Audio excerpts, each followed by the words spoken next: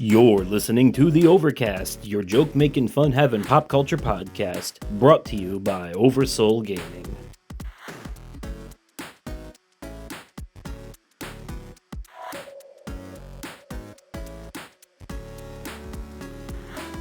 Hello there, everyone, and welcome to the Overcast. I'm Justin.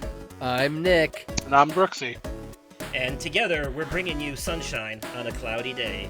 And that's right, you heard a third voice. The aforementioned promised third cast member, who was unfortunately unable to make the previous episode, is now here and permanently cemented. The fact that it's happening means it's real. No more worries, people. So very happy to be here. Yes, and we are beyond thrilled to have you. We feel like this is gonna open a lot of new doors for the show moving forward, and this is gonna help with the overall quality, I think. And the fact that you are in California and have a bit of connections means we might get some spicy content eventually.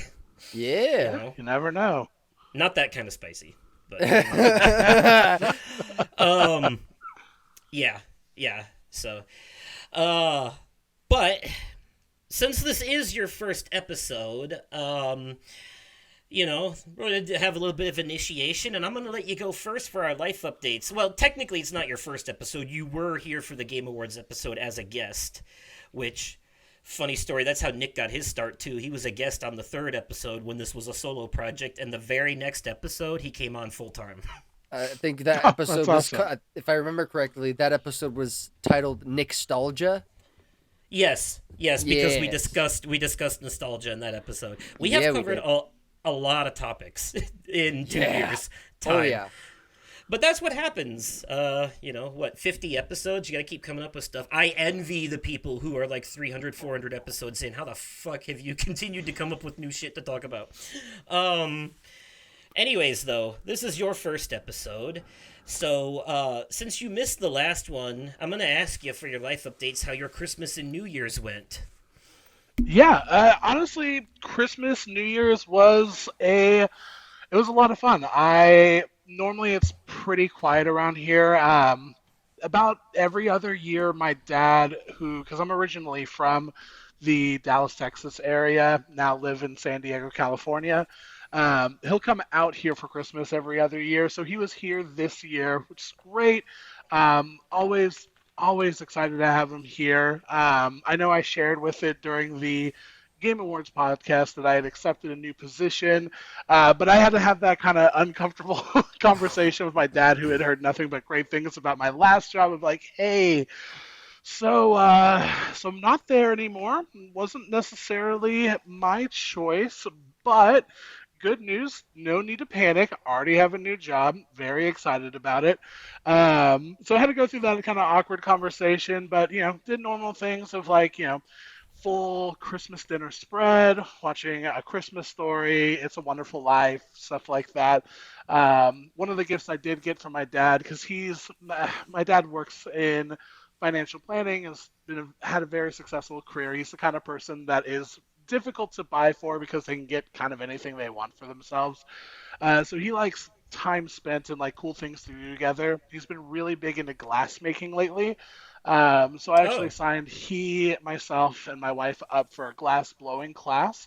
Nice. We all got to make we essentially made paperweights, but it was really cool. I did burn off some hair off of my arm in the process of making my paperweight, but honestly, I had a blast with it. New Year's, fairly uneventful. I mean, we just hung out, ate a bunch of food that we, say that we're going to not eat moving into 2025, and have already broken that promise. No more New Year's resolutions. Listen, I had Arby's last night, and I regret none of it. When people say, who is that person eating at Arby's, it's me. You've never had their mozzarella sticks, you're missing Oh, their mozzarella out. sticks are fire. Right? Thank you. No, there's no Arby's slander over in this household. But otherwise, I started my new job. I officially work for a company called Venture Hire Group. Very, very excited. My official title is a staffing executive, and I do staffing and recruiting. And it's great to have reconnected with people I've worked with in the past. It's great to be connecting with people that I'm brand new with. But getting settled in. It's my first time ever working remotely, so small adjustment there. But yeah, outside of that, I'm trying to think. The only other thing was the reason why I wasn't here for last podcast is found out that our sweet, sweet little pug of the three kids that we have is allergic to bees and was stung by a bee in our backyard and had to take a quick little trip to the Oh puppy ER. no! He's Oof. all Oh good. good. He is, Well, yeah. So sorry. Trust, I did not want to miss this for anything in the world, but I will say that little pug is my world. So Yeah, yeah. Well, if he, you had to miss it for anything, I would say that's a fair reason. that's fair, and I Yeah. appreciate that. He's all good. He's great. I mean, he literally bounced right back after they gave him medication and checked on him and all of that good. stuff. And a hefty price tag later, he was completely normal and fine. And I'm like, thanks for the heart attack and the crippling debt. But you know what? He's great. He's great otherwise. But yeah, that's kind of what I've been up to lately. Did you get anything good for Christmas?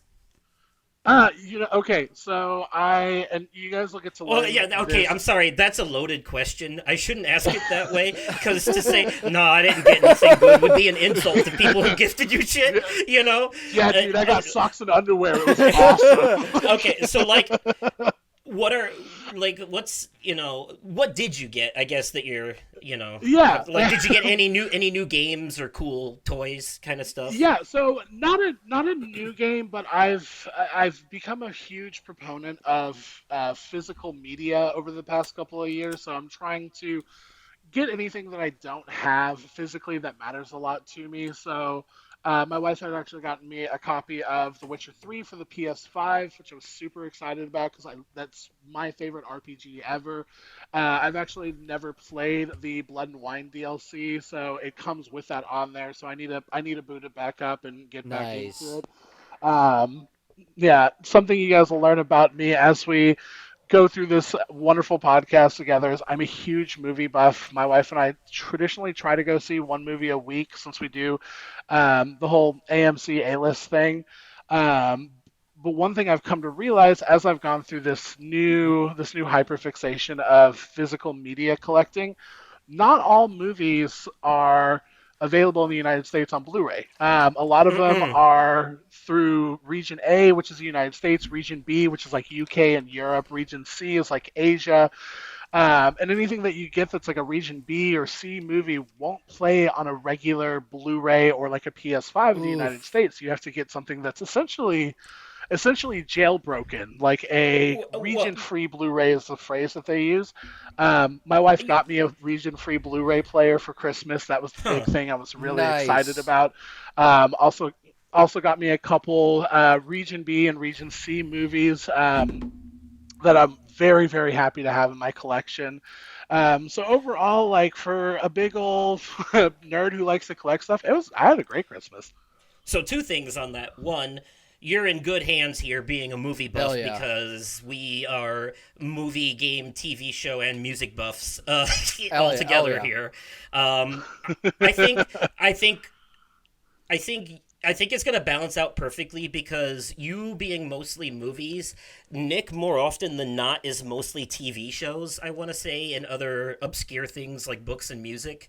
And I'm like 80% video games on here, Mhm. so I think yeah, that's gonna work out great. Although I have talked about an ass load of movies on here too, so um and the other thing to the region thing, it's funny that it's not region free for movies because I'm 100% sure, maybe not the PS5, but the PS3 and the PS4 at least were both region free for games. Like I could buy region 2 games from the UK off Amazon, put it in my PS3, and still be able to play it. In fact, I had a Region 2 copy of Bayonetta, I think, and it still worked. The only downside was that if you wanted to buy DLC for it, you had to buy the DLC from that region's PlayStation store. So you'd have to make a separate account. You'd have to make a separate account for that region in order to buy DLC. I didn't know that. Interesting. Yep, actually, the Nintendo Switch is region free too, because Ryan bought me a copy of Pokemon Legends Arceus for Christmas a couple years ago, and when I looked at the rating on it, it's the PEGI rating, not the MSRB one. So, and it still works. Video game consoles are supposed to be region free, I think. I don't know if it's the same for Blu-ray movies, but for games they usually are. No, so that's the thing is like, yeah, movies, like, you would think in theory, like, if I have a Blu-ray, I should be able to play that, and that's very much not the case. Like, and I found that out, I want to say it was like 4 or 5 months ago. There's a movie on Hulu that's called Dinner in America, which you haven't seen it. It's so worth the watch. It is such a funny and satirical movie. But I was like, I love this movie. I really want to own it. So I looked it up, and it was like Region B only. And I'm like, who the hell is Region B? And it was like the UK. And I'm like, what?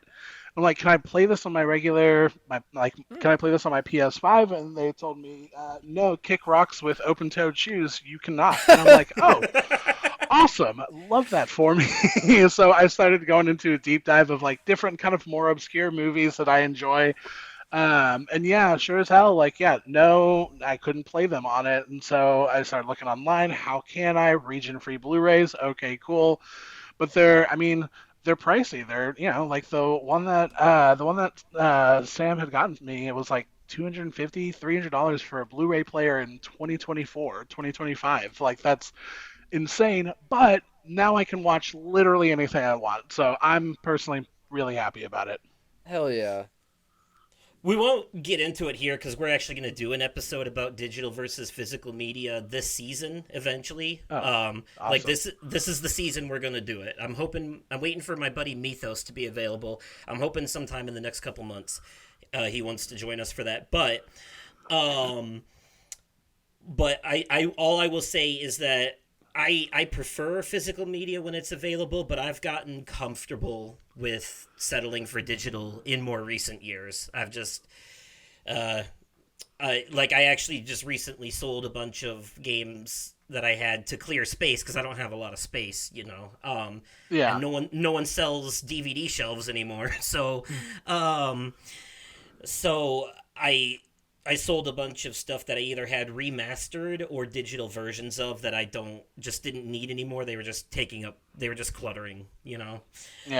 Fair enough. But, I mean, we the way that we kind of get around it, because again, yeah, they don't make DVD towers or anything like that these days. The furniture that we bought, because we have like a kind of like a sectional thing. All of the seats, you can pull a corner of the seat and pull up, and there's a like huge secret compartment under it, and that's actually where I keep all of our Blu-rays, all of our DVDs, even our CDs from like the early 2000s, like all of that is stored on there. That way, the house still looks nice. I haven't gotten into an episode of Hoarders vibe inside of our living room or anything like that, because that's when I think my wife will kill me.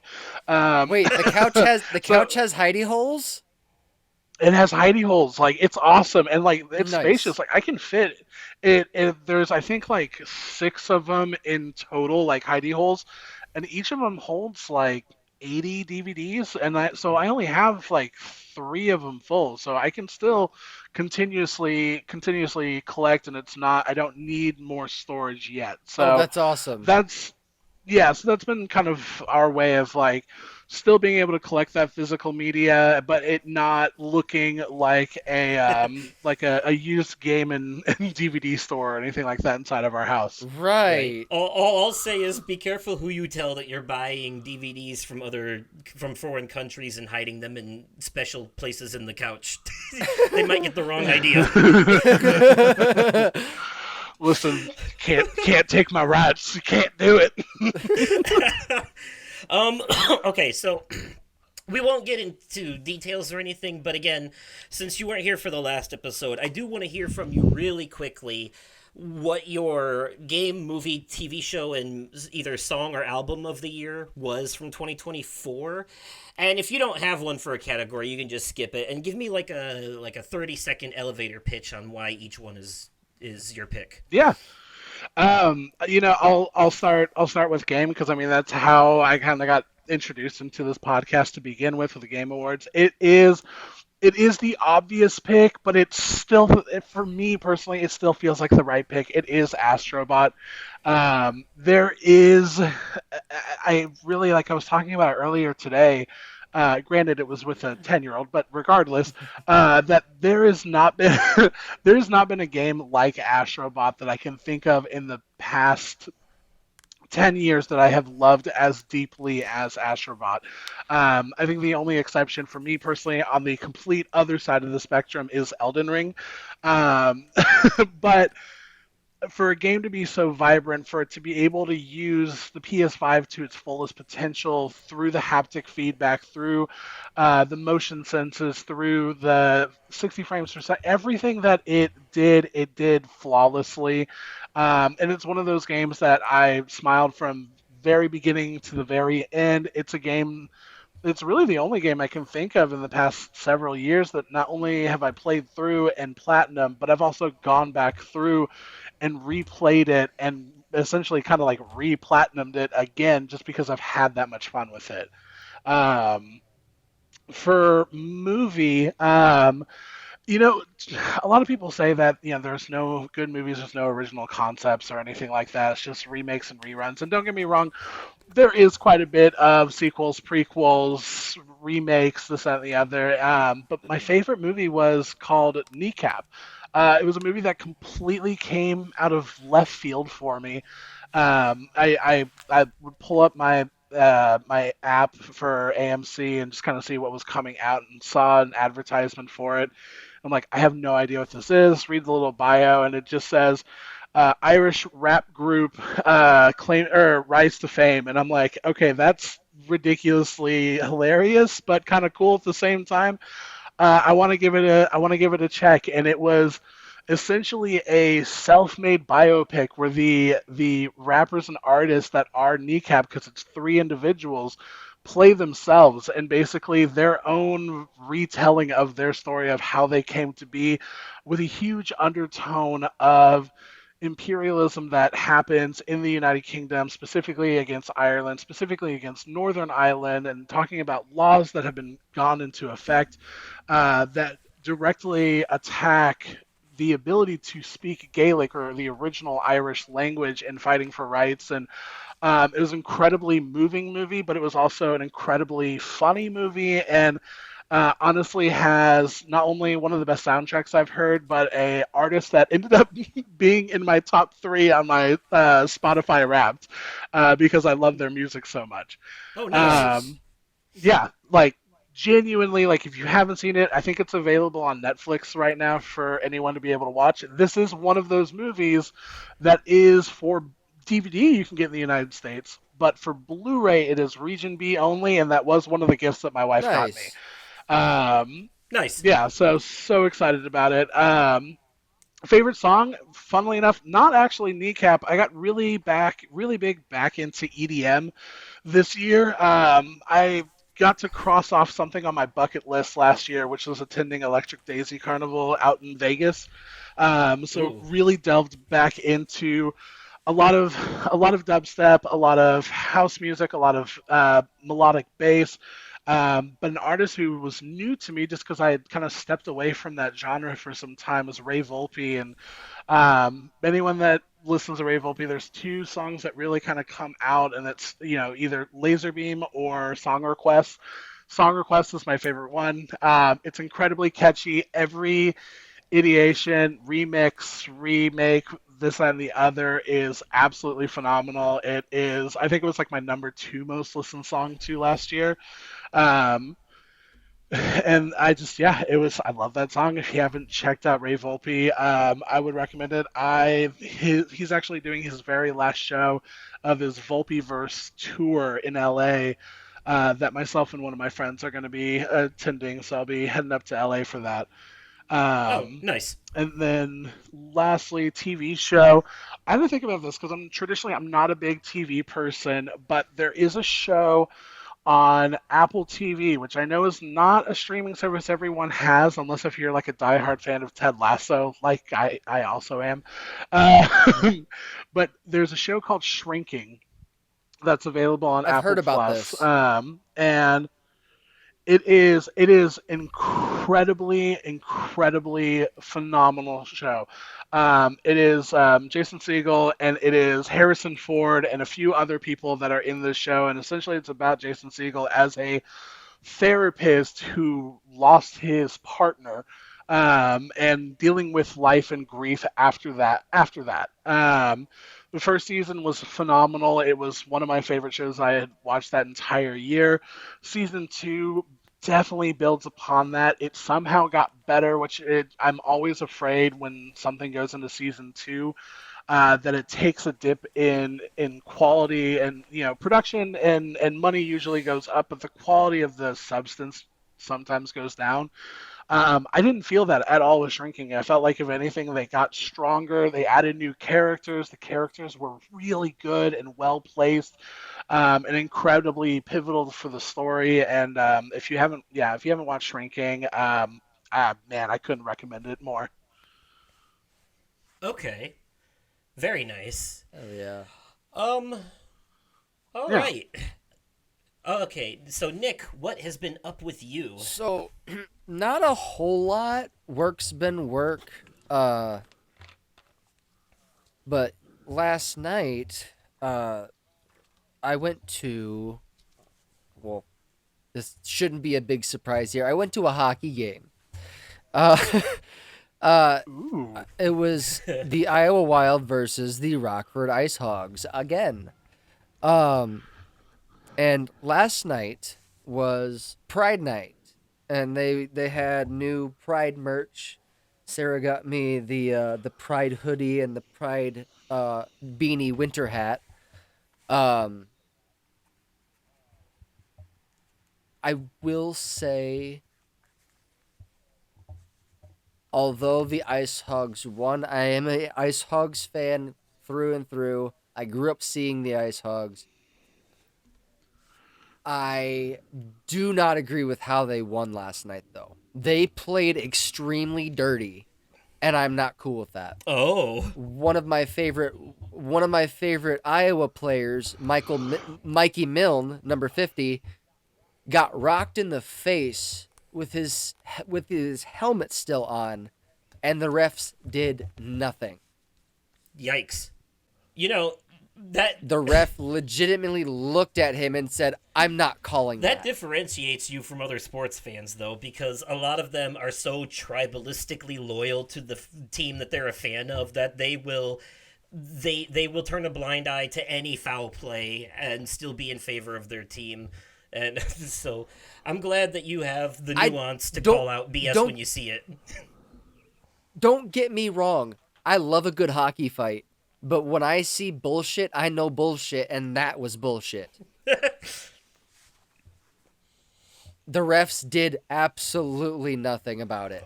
There was also a hockey stick up for bid with it was autographed by number 7 Carson Lambos for the Iowa Wild, and it has rainbow tape on the part that hits the puck around. Sarah bid on it, and we got to bring that home with us. Nice. It's a game used hockey stick, autographed by Carson Lambos. I'm sure there's a technical term for the part of the stick that hits the puck. I don't know what it is, but I love that we word things like old people that are out of touch sometimes. Right. Although I did learn that a hockey stick in hockey slang is called a twig. Oh, yeah. Yeah, I thought that was pretty interesting. They put the doohickey on the thingamajigger. Yeah. All right. That all that's really big lately? You went to the hockey game? Oh, yeah. Actually, we recently Sarah picked up a PlayStation Portal. Oh yeah, I So saw Yeah. that. I've gotten I was able to get she bought it to How do you like it? at first, dude, it's interesting. I think what I will say, the one thing I don't like about it though is that that it doesn't have the ability to add a secondary account. Mm. You have to log out. So when I get my Because it's a taxes remote back, play device. obviously That's why. yeah, I'm gonna get my own. I'm gonna get one of my own. I'm actually gonna get the Midnight Black version because that's gonna be coming out soon. So It's for the same reason that you can't have two controllers signed into the same account at once. That makes sense. You know, and also that's how it works on the computer with the remote play app. You can only sign into one account at a time on remote play. Okay, that makes sense. Yeah, no, I'm probably just gonna get one of my because I really do like it. It's still it's like holding. I know it's exactly what it is, but it's like holding a PlayStation 5 controller, a DualSense controller, but with a screen in the middle. Yeah, you couldn't be more spot on that is Yeah. literally by definition Literally exactly what it is. how's It is a yeah. DualSense controller because it has haptic feedback and adaptive trigger Yes, it does. capabilities. Yeah. Yes, it does. how's the Yes, performance been for you, by the way, on it? So at first, one thing that I was confused about, Sarah was having issues with the connectivity. She was getting the internet connection isn't as strong as it needs to be, and it booted her out of it. So what I did was I went to Walmart and I got an Ethernet cable, and I now have the PS5 hardwired, Ah, okay. and that fixed Yeah. that fixed Yeah. that problem real fucking fast. Yep. So that's the thing. As long as the PS5 is on Ethernet and the Portal is on good Wi-Fi, you can play it literally anywhere with Wi-Fi. Your PS5, Oh. if it's in rest mode at home, you can go to someone else's house and pull it up on your Portal and play it there. Sarah did that Sunday. She brought it with her to her mom's house while I was at work. While she did laundry, she played on the PlayStation Portal. She's been playing Infinity Nikki a lot.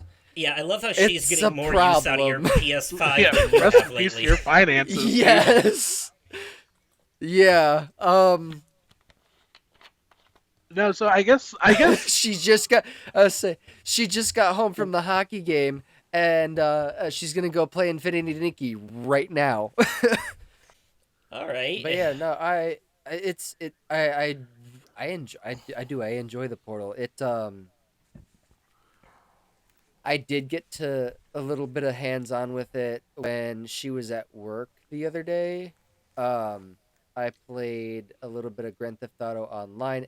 One thing that I don't like about that is the touchpad that is on the DualSense controller is on the screen on both sides, right next to the analog sticks. And if you bump it, it'll pop up on the screen. One of the controls with the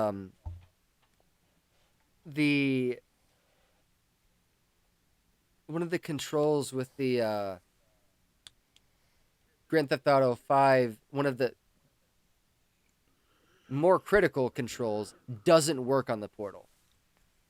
Really? You have to push and hold the touch screen on the DualSense controller for the quick menu to pop up and to register as a motorcycle club president or a CEO. Oh, okay. That does not work. Even with pressing and holding the touchpad on pressing and holding the virtual touchpad. Yeah, I was wondering how they handled the touchpad, and I figured that the screen would be a touch screen. Yeah, it is. To emulate that. Yeah. It just doesn't have the same it if a game has a control where you have to literally push down on the touchpad, good luck. Cuz it won't In work. most games, that's how you bring up your map. You just press the touchpad. Yeah. Um, okay. Well, it sounds like you've been having a bit of a fun time lately. Oh yeah. Um, Yeah. as for me, as per usual, I have fuck all going on. There's my life is boring and plain, and I go to work and I play video games and that's it. I, Fair I did enough. try. I did try my Hell hand at yeah. making.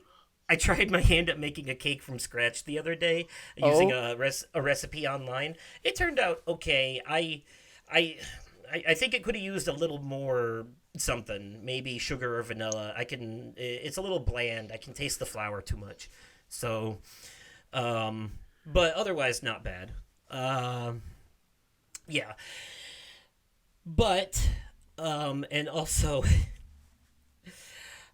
work for me is all I'll say is if I have to make another goddamn fish sandwich, I'm gonna stab somebody.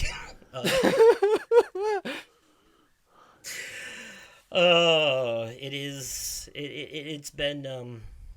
been interesting. Right now we have both the fish sandwiches and the ham, fish and ham are back, so it is double jeopardy. That's what's going oof. on, that's for sure. It has been Oof, oof. Friday night was busy as hell. Put it that way. I don't doubt that. Yes.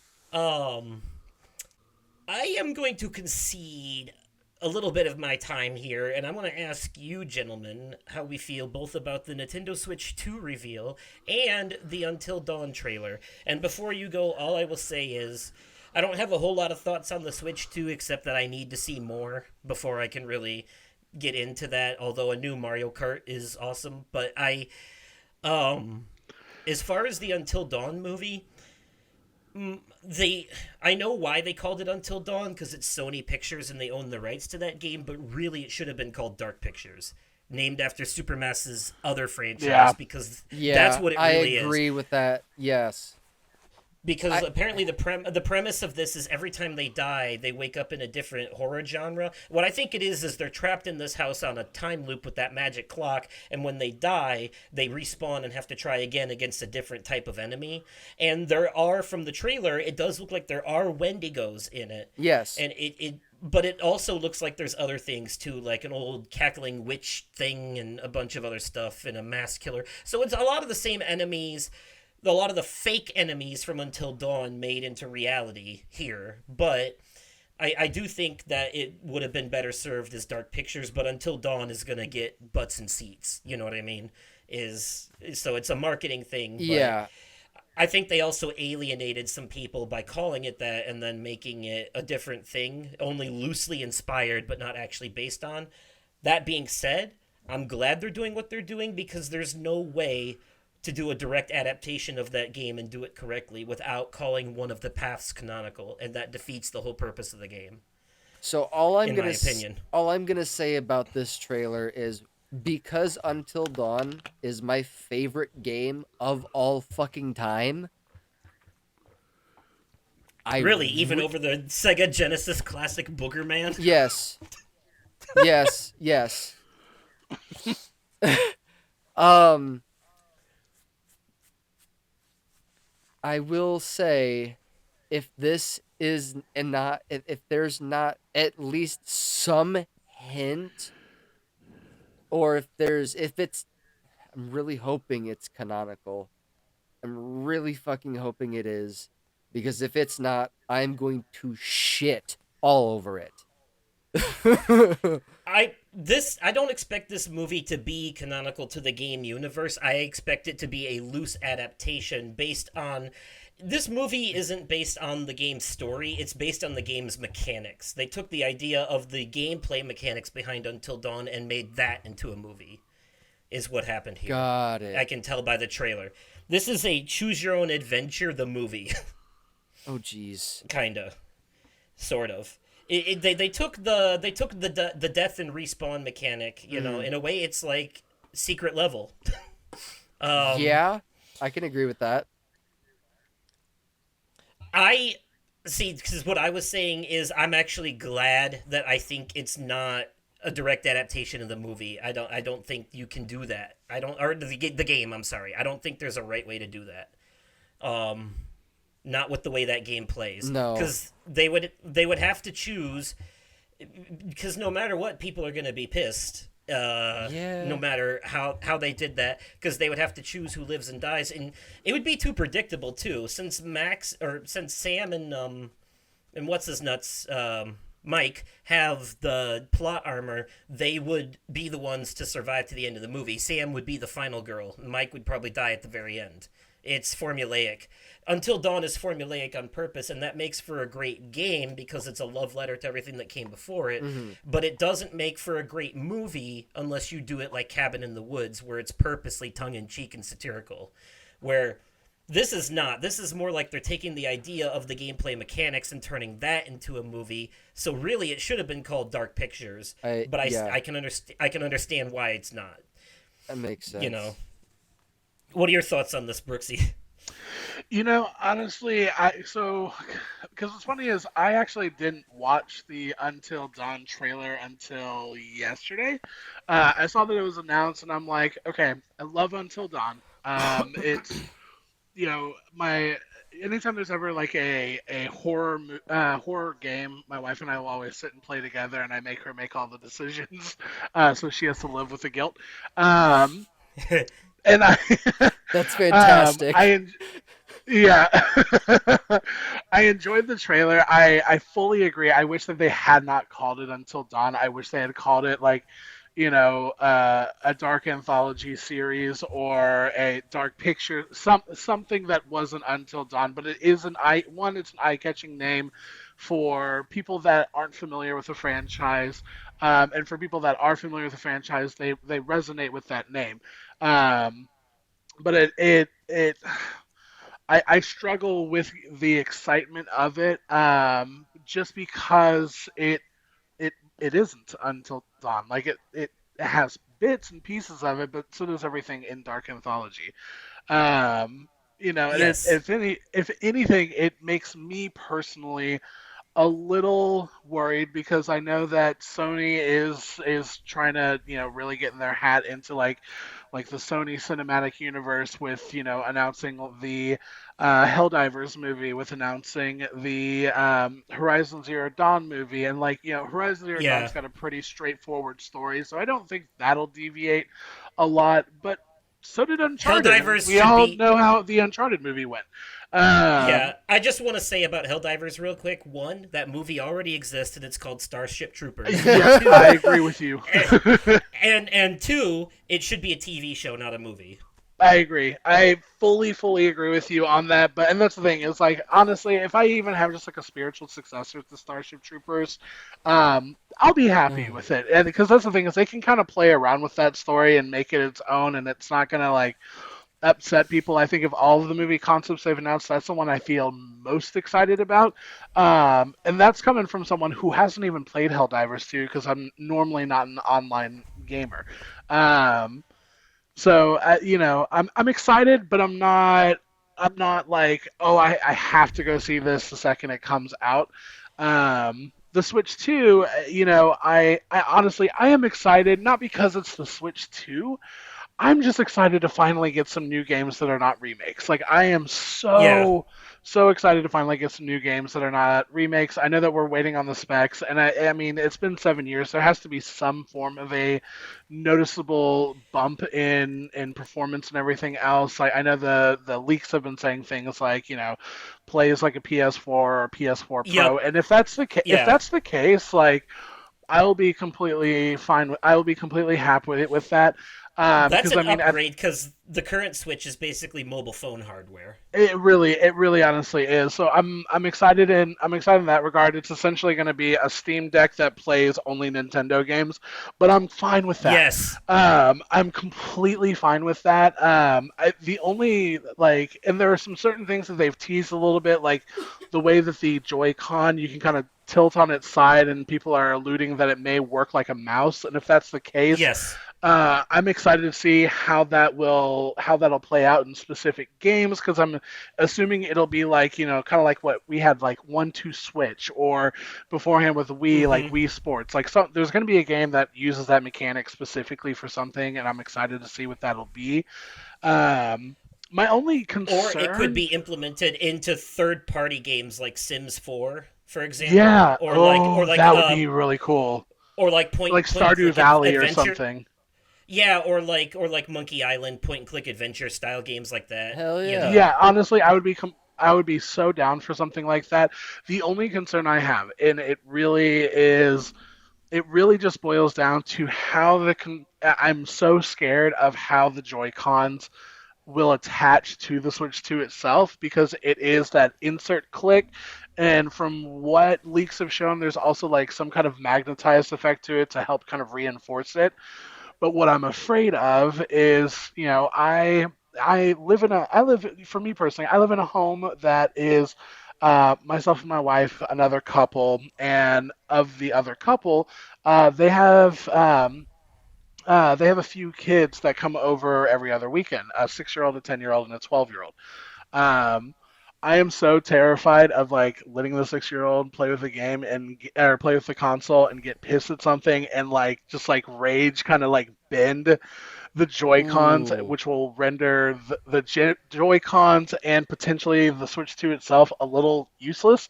So I'm curious how reinforced it is, how strong it actually is, because that's my first thing. Is like if someone's gets blue shelled right at the last second of this new Mario Kart game and kind of rages for half a second, like are we going to destroy an entire new console? Like so that's the only thing I'm worried about, but I'm more excited to see new titles than I am to see the Switch 2. And the only way for me to get new titles is to have the Switch 2. So for that regard, like Yep. yeah, I'm Yep. excited, but it is the most lackluster Nintendo announcement we've ever had.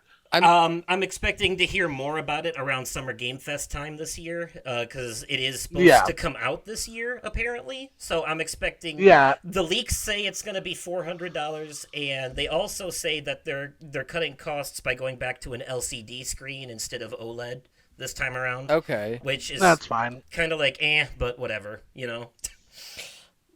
What were you gonna say, Nick? So I'm sure that this is gonna come out during the holiday season this year. Yep.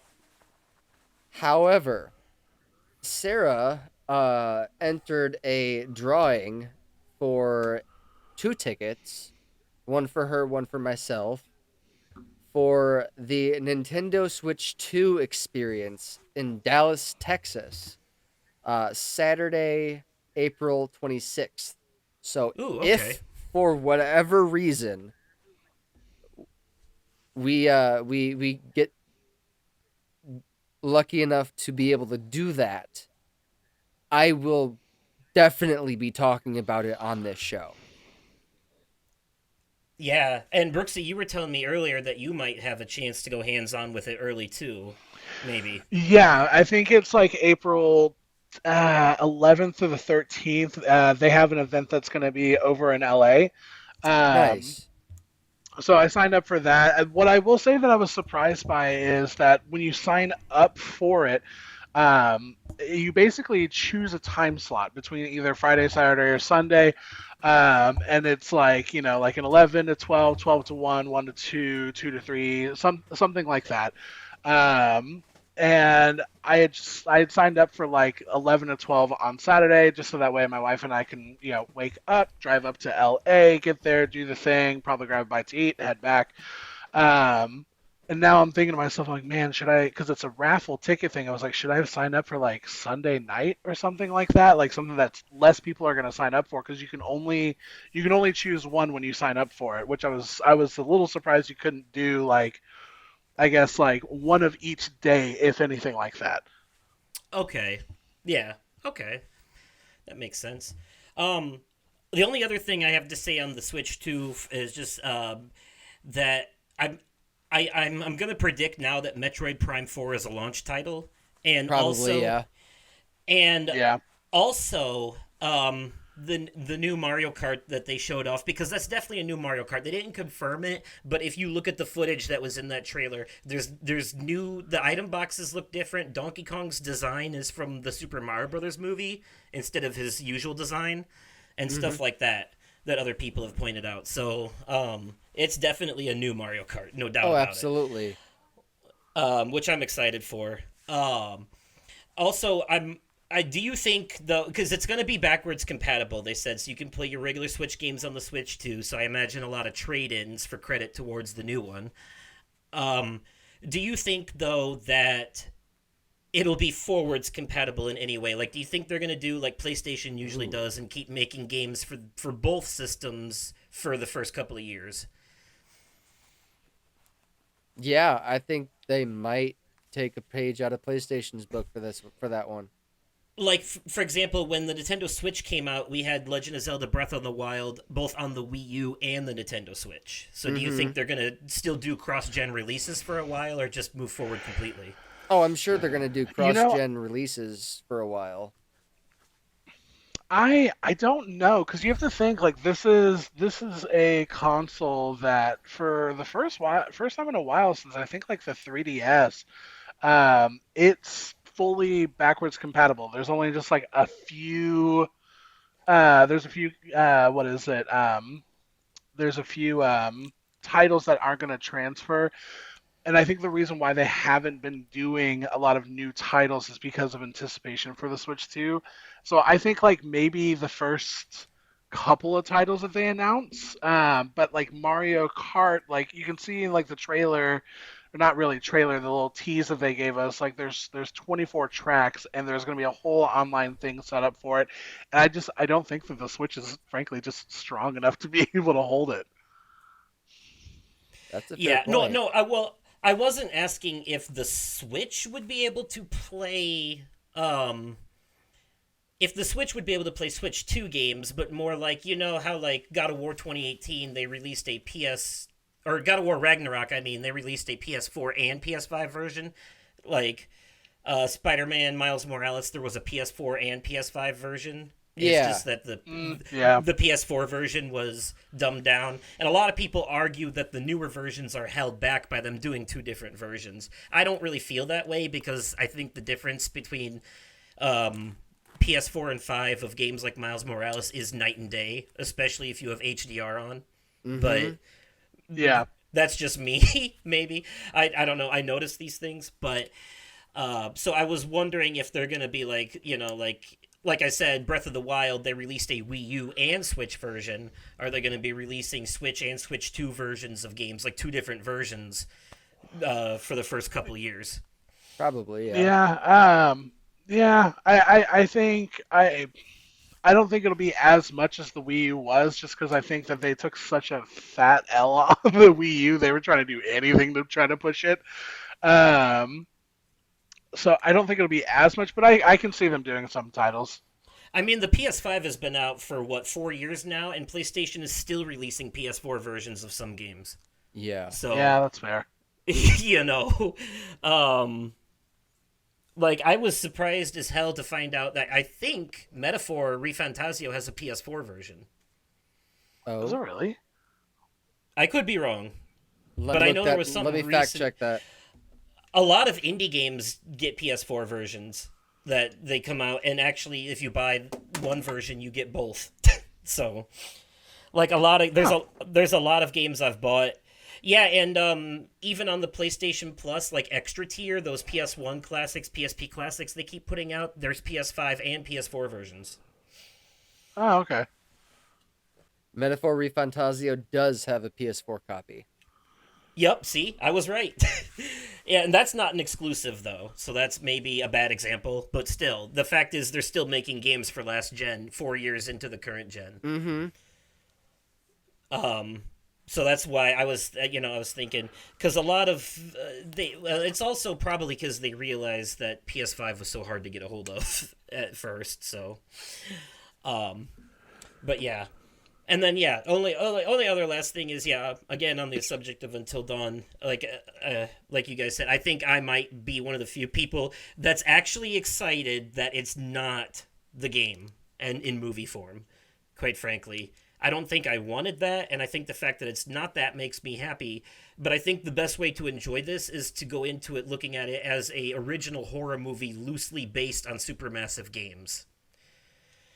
Is probably the right way to look at it. I would look at it more as like an entry in the Dark Pictures anthology series than a direct adaptation of Until Dawn. I think if this was just a regular standalone horror movie that wasn't based on a game and had a different name but the exact same story and concept, people would be excited for it because it's an original concept for a horror movie. It's just that the fact that it's tied to the name of a popular game is going to cause some Issues. what I'm gonna call unfair judgment on it. Yeah, I'm gonna try to be nuanced, and I'm gonna go into it not looking at it as an adaptation of the game, but more as a more of an inspired by the game horror movie. Okay, if I get I probably do the same thing. Because it does look like a genuinely good horror movie. It does. Just calling it Until Dawn hurts it. Calling it Until Dawn was unfair. That's get just it, to put but, asses in seats. It is. Your ass is going to be seated. Yeah. Well, that's the thing, though, is that for him, the name of it had him sold from the beginning. Yeah. Me, I wasn't sold until I saw the trailer. Now that I know what they're actually doing, now I'm more excited for it. See, I had the opposite reaction to everyone else. I'm gonna go into it with my expectations tempered. I'm also going to go into it with that same mentality, looking at it as a loosely based on, instead of an actual adaptation. Very loosely. That way, there's Wendigos and they have to survive until dawn. That's about the only similarity. So that way I don't disappoint myself too much. Yeah, always good to temper your expectations. Yeah. I've gone into things with low expectations and came out pleasantly surprised, and I've gone into some things with high expectations and came out very disappointed. So, like Deadpool and Wolverine. I wasn't. Was it? I liked that movie. I didn't. Disappointment is the wrong word. There are aspects of it I was disappointed. Got it. Okay. I liked the movie overall. Okay. Oh, I had the same complaints. Ryan did. Got it. But anyways, speaking of movie reviews and all that, I say, gentlemen, it's time that we switch over to their media corner. Let's mosey on over. All right. You and me together, yeah, I feel the power. Found her hidden in the weeds, yeah, my beauty flower. All right, everybody, here we are at the Media Corner, the part of the show reserved for news, reviews, recommendations, and sometimes previews. And for this episode, I think we're going to go in opposite order of the life updates. So I'll go first and get it out of the way really quickly. I'm going to be doing a spoiler-free review of Season 2 of Squid Game. Yes, I just recently finally got around to watching this. I know it came out last month, but I prioritized Secret Level.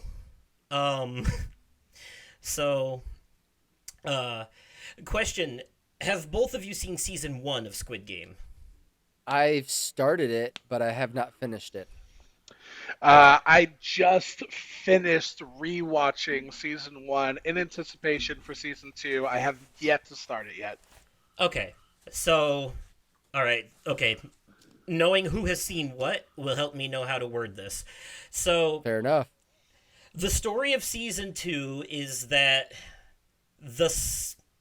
one of the survivors of the first season is looking to take down the people behind these sick games. And in order to do that, they work with some people who were involved in some things in Season 1, a cop and some other people. And he basically, long story short, ends up going back into the games for another round to take them down from the inside. Interesting. And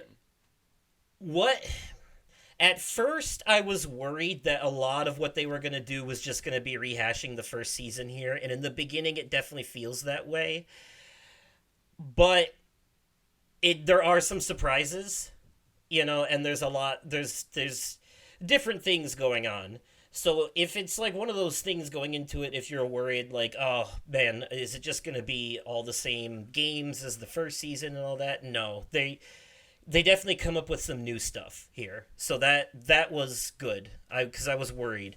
I will say though that because it's been 3 years both in the show and in real time since season 1, that the first 2 episodes are filled to the brim with exposition. Like, quite frankly, you didn't have to rewatch the first season to refresh your memory, because the first 2 episodes are going to do that for you. It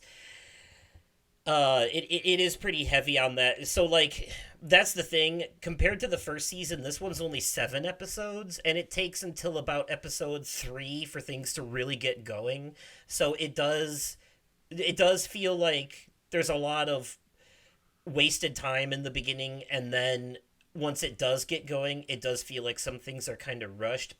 And then, again, no spoilers, but I will say I was unhappy with the ending of the season because it felt unfinished. And then when I looked into it, turns out that it was unfinished. That they actually, season 2 was originally more episodes, and then they decided it was running too long and cut it at the last minute. So what happens is you're left with you're left with an ending that's kind of like, wait, that's it? No, they can't end it like that. No fucking way. And yeah, and so they decided at the last minute to cut off the end of season 2 and put it out as season 3 later on. So originally, it was just going to be, there was only going to be 2 seasons. It wasn't going to be a third one. It wasn't like Cobra Kai, where it's like season 2 part 1, season 2 part 2 on purpose, or like Stranger Things. No, this was a last minute decision to actually take what was going to be a, like, I want to say 10 episode season and cut off the last 3 episodes to make you wait for them. See, was, in my idea, or in my opinion, a terrible move. That was, it leads to a very controversial ending, is all I can say about that that decision that they made. I might wait until season 3 comes out, because I remember the last time I got frustrated with a show that ended like that, and it was a show that was on TV it was over on Netflix for a little while. It only ever got 3 seasons, and they canceled it. They didn't finish the story, nothing. That's not going to happen here because it's already finished. Oh, I know. They already did. Yeah, I know. I to save myself that kind of disappointment again, I'm going to wait until season 3 comes out. These episodes, they are going to come out eventually. Well, yeah. These last episodes that they're cutting into a new season they already exist. They're already written and filmed and ready to go, but they're sitting on them like dragons hoarding gold. Got it. Okay. Because they thought season 2 was too long, and it's 2 episodes shorter than the first season. So that's wild. Jeez. I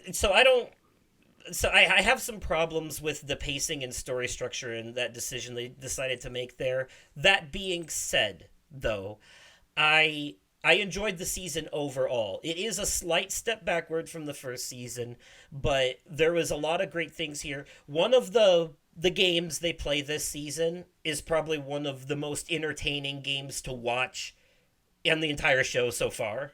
Like, it was the most, like, the games in this one, like, if you thought the games in the first season had you on the edge of your seat with the intensity, you ain't seen shit yet. Oh. This one. Oh, hell yeah. The stakes are way higher, and they change up some of the rules, too, this time around, so things aren't exactly the same as they were the first time. Okay, cool. Yeah. So that's curious. yeah, keeps it fresh a bit. Oh. So I'm curious because I know that you said like the way that the season kind of drops off because I'm not going to be like Nick. I am going to be watching this next week now that it's fresh on my mind. Would you say that the way that the season ends is kind of like more so like a like really frustrating cliffhanger, like think like Jon Snow Game of Thrones kind of cliffhanger, or is it like a series finale of Sopranos where it just goes black screen and you're like, wait, what? What the fuck? Like, No, no, no, no, no, no, no, no, no, no, no. It's not that. It's not that. It's definitely more of a something really bad happens and then it just ends kind of scenario, like the first oh, one. awesome! Oh God, I love that for me. Okay, yeah. Well, you asked, so I'm answering. No, I appreciate it. Fair. Yeah, yeah. Like I said, I'm bending over backwards to avoid spoilers here, and this season is a difficult one to talk about without them. So, for the sake of some form of transparency, I will say some people might consider this a mild spoiler, but I will. One of the things they do new this season is between every single game, the players get to vote on whether or not they want to keep going or go home and divide the current winnings among the survivors. Interesting. And that adds a very interesting socio-political tone to the whole movie that kind of dives deep, philosophically deep into human nature, and like the risk reward and gambling addictions and stuff like that. Oh, Because a lot of people okay. on both sides of the vote have very strong arguments for why they should quit or keep going. You know what I mean? So it does add a very interesting commentary to that, and those are some of the stronger points of the show. Those voting scenes are to me just as intense and nail biting as the fucking games themselves in this Goddamn. show, Okay. in this season. Okay, cool. Yeah. Yeah, no, So I'm hyped. there are some repeats. I won't spoil anything, but there are some repeats of season one. There's one big plot thread in particular involving one of the players in the game that is basically just the same trick they pulled in the first season. But but this time you know about it. It's not a spoiler or a plot twist. They make it obvious to you right from the get go because this is a character you already know from the first season. So Got it. I um, might. I might. yeah. I might.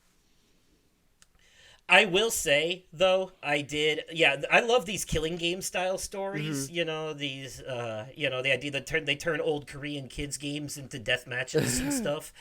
Um, Playground games and stuff. But oh,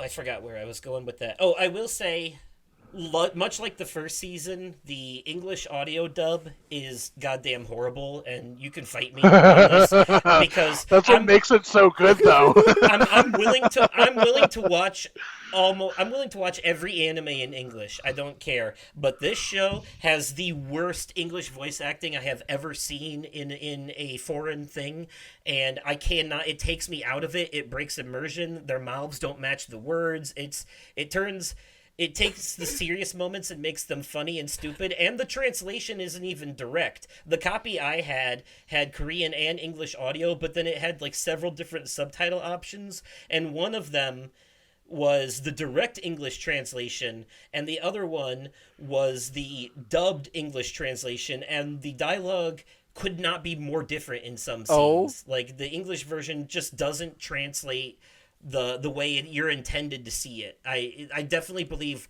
the Korean audio with English subtitles is the intended way to see it because that's the only way you're getting the correct dialogue. Um, it, because the actual English dub is lazy in comparison. I switched um, between it a couple of times. Like I kept the direct translation subtitles on while listening to the English audio, and they did not match. oof. So listen, I'm gonna let you know right now. I am gonna be a silly little guy, and I am watching the dubbed because I find it hilarious, and I'm so excited. that's fine. Ryan watches it in English too. I'm not gonna yuck anyone's yum. I do think though that the Korean audio is objectively better. Is just my take on it. Oh, I fully agree with you. I am someone that traditionally watches like when I do watch anime, I am the person that prefers sub over dub unless I'm watching Black Clover because I cannot stand that voice actor's voice at all. Um, but there's just something that is so beyond comical about Squid Games that I love it. I love it so much. Yeah, yeah, no, I can see that too. There is a tinge of silliness to but that's Yeah. also what makes it so fucked up because it's all of this like dark, depressing killing game story wrapped up in these colorful palettes. Yeah. It's a juxtaposition that works. And I love that kind of thing. It's like how Little Nightmares is basically cute but horrifying. um, Yeah. and yeah, and yeah. So I do like overall how they handled this season for the most part. I don't like how they handled the end of it and the beginning of it, but everything in between that is great. I will say the final episode in general is fucking amazing up until the very end. The whole episode though, I was like watching a video game. It was so well nice. done. Yeah, and there are all the new characters in this one. There are some, much like the first season, there are characters you're gonna love, characters you're gonna hate. There's this purple haired dude that's a rapper that calls himself Thanos, and he's a complete dickhead. You're gonna hate him. Uh, there's this guy and his mom that are really lovable. You're gonna love them. There's a lot of great characters, a lot of shitty characters, but I will say that the rapping dude and his sidekick are some of the funniest characters on the show. Just the way that they react to everything is pretty wild. So, there's some great character development here, but there's a lot of plot threads that because they cut off the last episodes at the last minute and decided to release them later, there's a lot of parts of the story that are going to feel unresolved by the end of the season, and that bothered me a bit too. There's certain character arcs that don't get proper endings because of it. So that's an issue for me. There's also like this whole B plot going on too, where the cop from the first season is trying to find the island, and like it feels like wasted potential because he literally spends the whole season on a boat. It's a little, yeah. I don't know, those whenever it cut to those scenes, like I became progressively more frustrated with the incompetence happening on screen in front of me. So overall, though, I gave the first season, for context, a 9 out of 10. I'm gonna give this season an 8 out of 10. I think season 2. Okay. Okay. Season 2.75. Like, so, all right. I think that means if we're going to reverse order, that Nick is next. Yes. So my thing is the debut of Monday Night Raw on Netflix. WWE pulled out all the fucking stops for this. They got The Rock to open up the show. He came out and he talked about how basically we are in. Wait, no, it wasn't. It's Triple H that came out. Triple H, they basically had this big white sheet surrounding the ring, and on that played the opening clip, the brand new opening clip that they had posted earlier in the day on their social media. And then when that clip was over, it dropped, and Triple H is standing in the center of the ring. They're calling this the Netflix era. I know that's it's obvious, but for a company that has been predominantly on television, this is a huge fucking deal. They have the capabilities to create edgier content, but they're choosing to stick with the formula that has been working. I don't blame them. There's probably going to be a lot more cussing, for sure. let's see. As far as matches go, there was Rhea Ripley versus Liv Morgan for the Women's World Championship. Rhea Ripley ended up getting her title back after Liv decided to basically Liv Morgan blindsided Rhea Ripley a couple of weeks after. Was it a couple weeks after Mania? It was later in the year. It might have been at a pay-per-view. I can't remember. But Liv Morgan blindsided Rhea Ripley and fucking. I'm sorry, but you're such a dad. I just want to say Yeah? that. The way that you talk about things is like, oh, was it 98? 95? I can't remember. Irrelevant. But no, she blindsided Rhea Ripley, injuring her, forcing her to relinquish the title. She didn't lose the title in a match. She was forced to relinquish the title. She never lost it. And then they had a tournament to determine who would be the next women's champion, and the storylines just kind of line up. My most anticipated match for this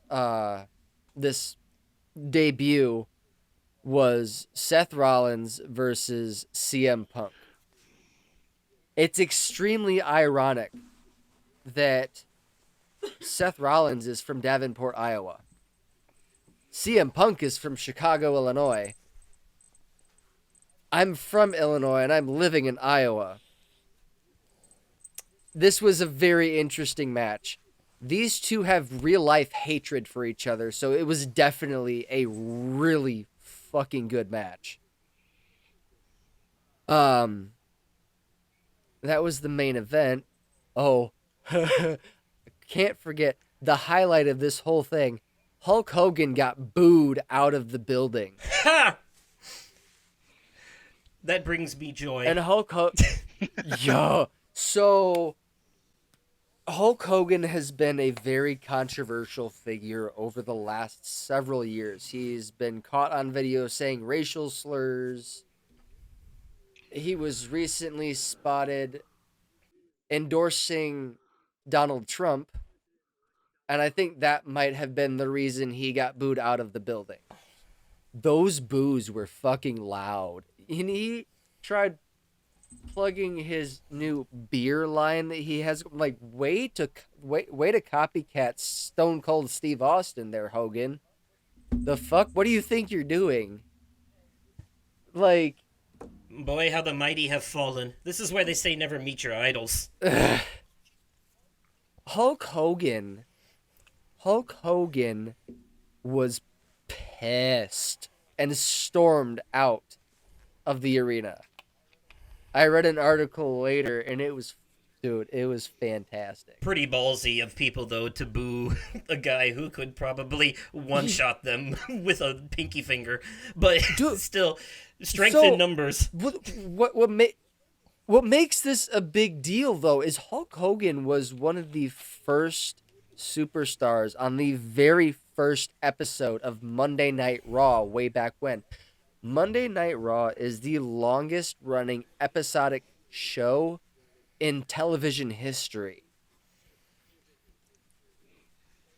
They don't take breaks. They have episodes every Monday. They don't take breaks. These superstars have made sacrifices I don't think I ever could. They miss birthdays, they miss weddings, they miss graduations, they miss sporting events for their kids. They miss major milestones to be on the road providing entertainment for the WWE Universe, for the fans. The opening match for this was... So there's been this ongoing storyline with the bloodline. The OG bloodline was Roman Reigns, Jimmy and Jey Uso, Solo Sikoa, and Sami Zayn, and Paul Heyman, the Wise Man. Okay.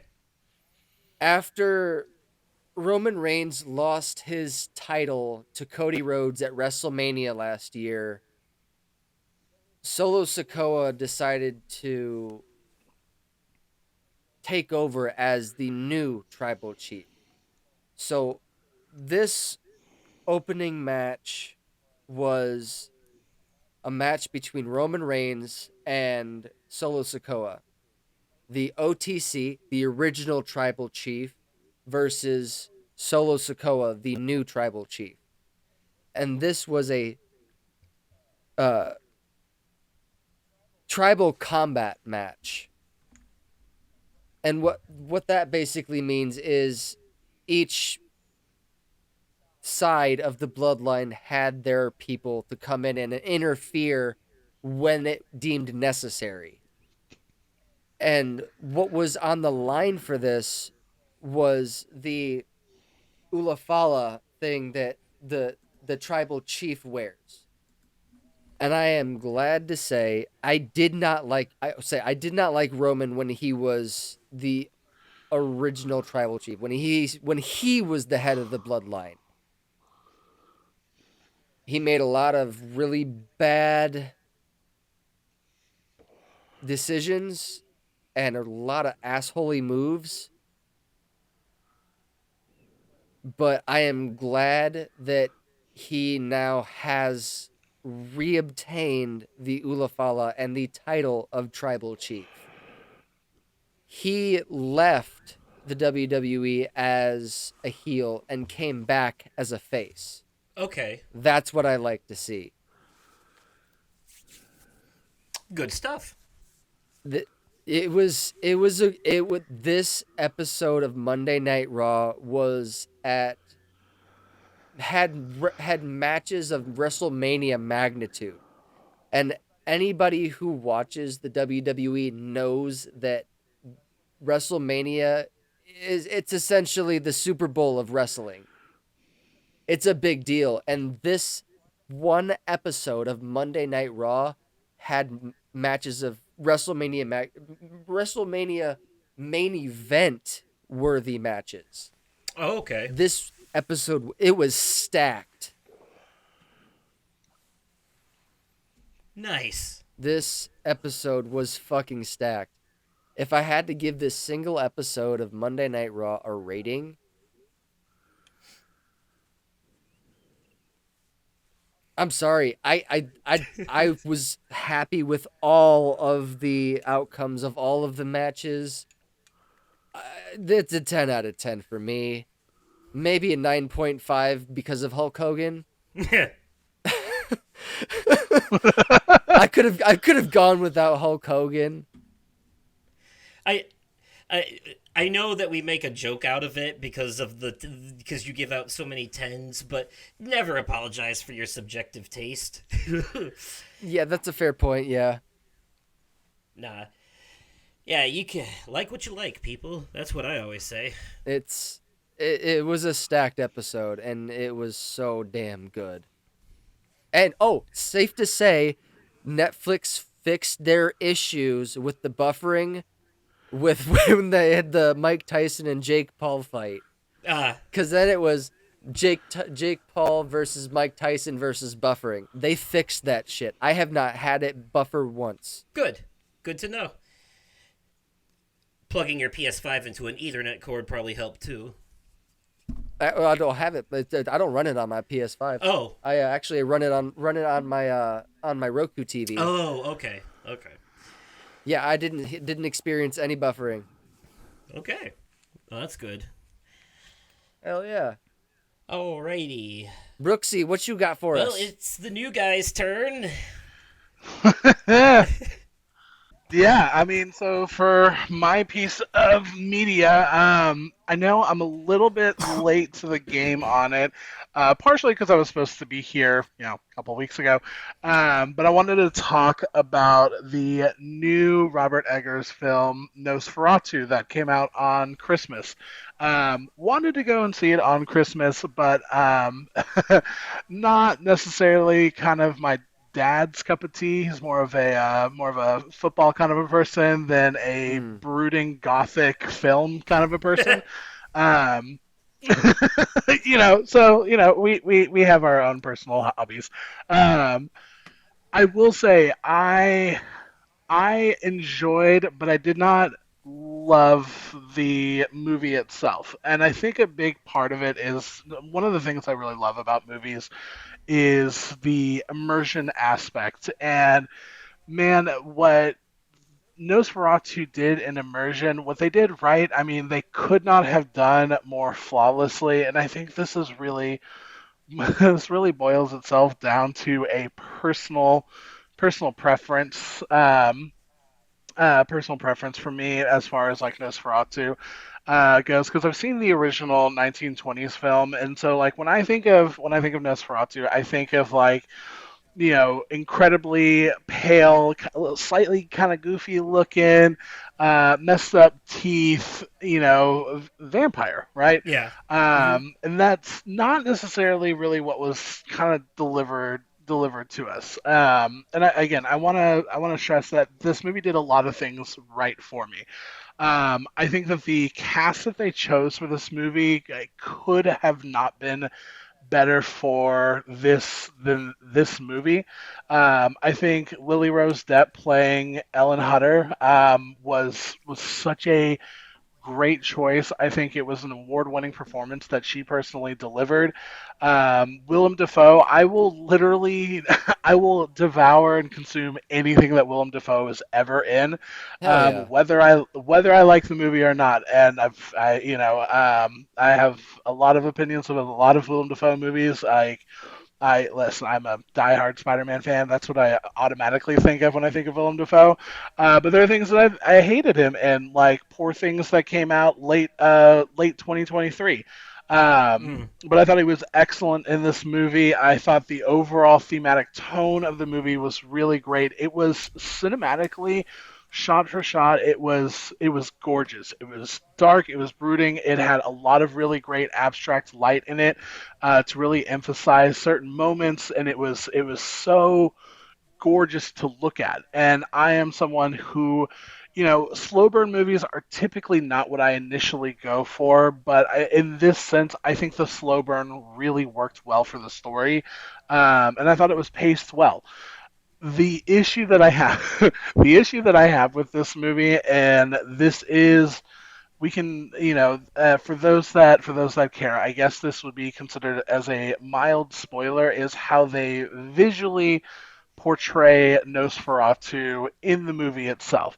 Because again, when I think of Nosferatu, I think of short, little, silly, goofy-looking vampire guy, bald head, messed up teeth, a lot of black around their eyes, and that's not what they did for Nosferatu. Bill Skarsgård, um, it looks like they were trying to go for like a true like Transylvanian, like true to that time period of like the early 1800s look, where it was kind of like longer hair that was a bit maimed, but he had this huge, obnoxious handlebar mustache, and I literally, as we were talking about wrestling and Hulk Hogan, all I could think is Nosferatu the entire time, That's because fantastic.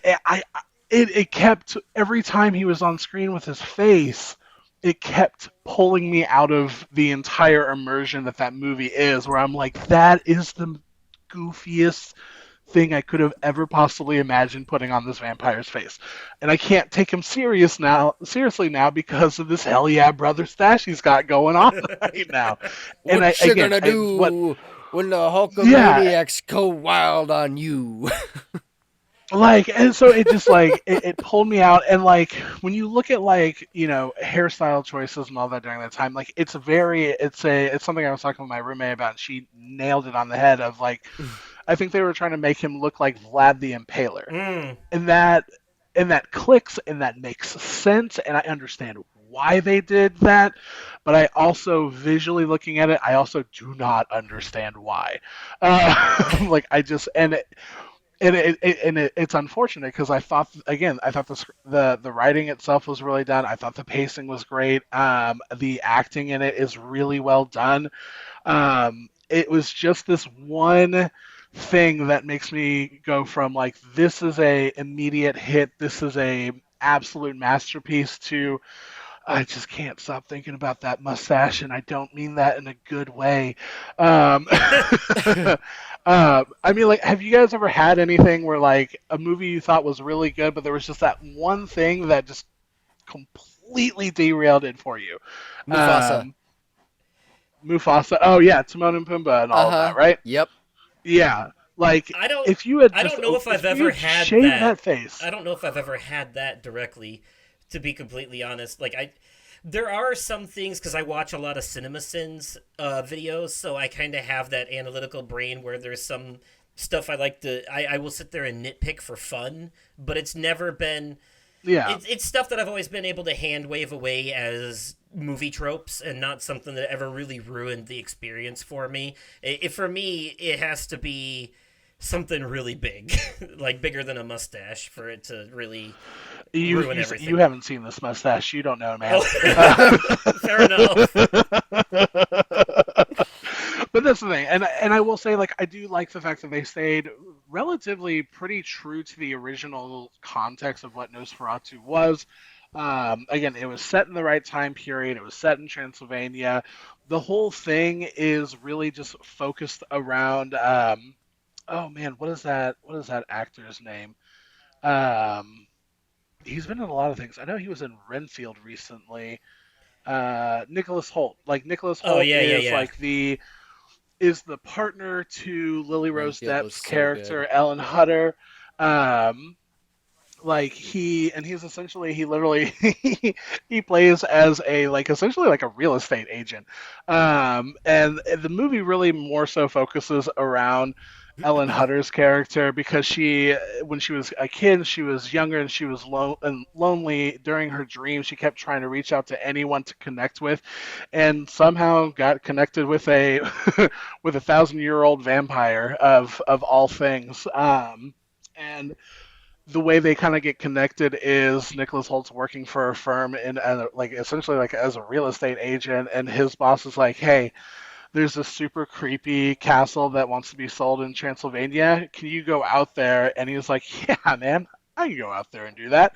And as he's going out there, he's telling people along the way, "Yeah, I'm on my way to this." They're like, "For the love of God, please don't do that." And he's like, "Well, I'm an ignorant white man. I'm gonna keep on doing what I'm gonna keep on doing." Sure, sure. I'll deliver a pizza to downtown Detroit.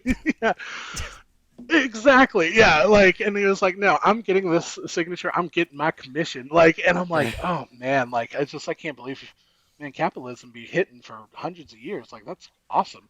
Um, and but again, like that's kind of like the intro. I don't want to go into too far of a story or anything like that for those that haven't seen or aren't familiar with it and want to know more. Because again, it's a great story, and when I say it's one of the most visually striking movies of 2024, like I wholeheartedly say that. I just wish that there was just little less stash. That's all I wish. Um, I, and so like like reviewing it's hard because like again like if it wasn't the visual aspect of Nosferatu himself of Count Orlok, like if it wasn't for that, like I would have said this movie was like an 8.5, maybe even a 9. But because of how much it kept pulling me out of the movie, like I feel weird saying that this kind of sits in like a 6.5 for me just because Oof. this is a Wow, that's a and I huge feel bad drop. for saying that. It's a huge drop because when I look at when I personally grade things because I know the first time I was on this podcast I know like I know that you gave me a little bit of kudos for being kind of like a bit of a tough grader on things, and like 7 is like when I think of For a being score for of like a being 7 out of 10, I think nuanced, yeah. Yeah, like for me, when I think of 7 out of 10, I think it is good. It is something that I enjoyed. It is something that I would possibly come back to. And Yeah. I don't know if I would go back and rewatch Nosferatu having only seen it once in theaters. Like I don't know if it's something that if it's available for me on Max or Hulu or Netflix or whatever it may be, would I put it back on? And like how I kind of currently am standing right now, no, I don't think I would. So that's why I don't feel right giving it a 7 out of 10. We're like, yeah, I would check it out again if I have time and I'm not doing anything. I don't think I would give it that time again. So that's why I kind of like I know that's a crazy like a whole 2.5 point drop for a mustache, but um, I have to be true with where I'm at. I kind of give it a 6.5. That's pretty wild, but I like it. It's ballsy. Hell yeah. I'm gonna look at it as you basically said. Subjectively, it's a 6.5, but objectively, it's an 8.5. Is Yeah. Like again, if you can get past the stash, you honestly will like. Oh God, past the stash is such a good handle. Anyways, I would hope if you most can people get could. if you can get past the stash, and that's the thing, a lot of people do. But like, I even like as I was like, just to kind of refresh myself, like I just kind of like looked up just like Nosferatu, remind myself like who played who again in this. Like the Google reviews on this is a 3 out of 5, and I'm like, okay, so I'm slightly above the overall average, and it's one of those kind of polarizing movies where it's a lot of 1-star reviews and it's a lot of 5-star reviews. Yeah, that And it's makes kind of the sense. same thing on Letterboxd, like because I do Letterboxd quite a bit as well. It got a 7.6 out of 10 on IMDb.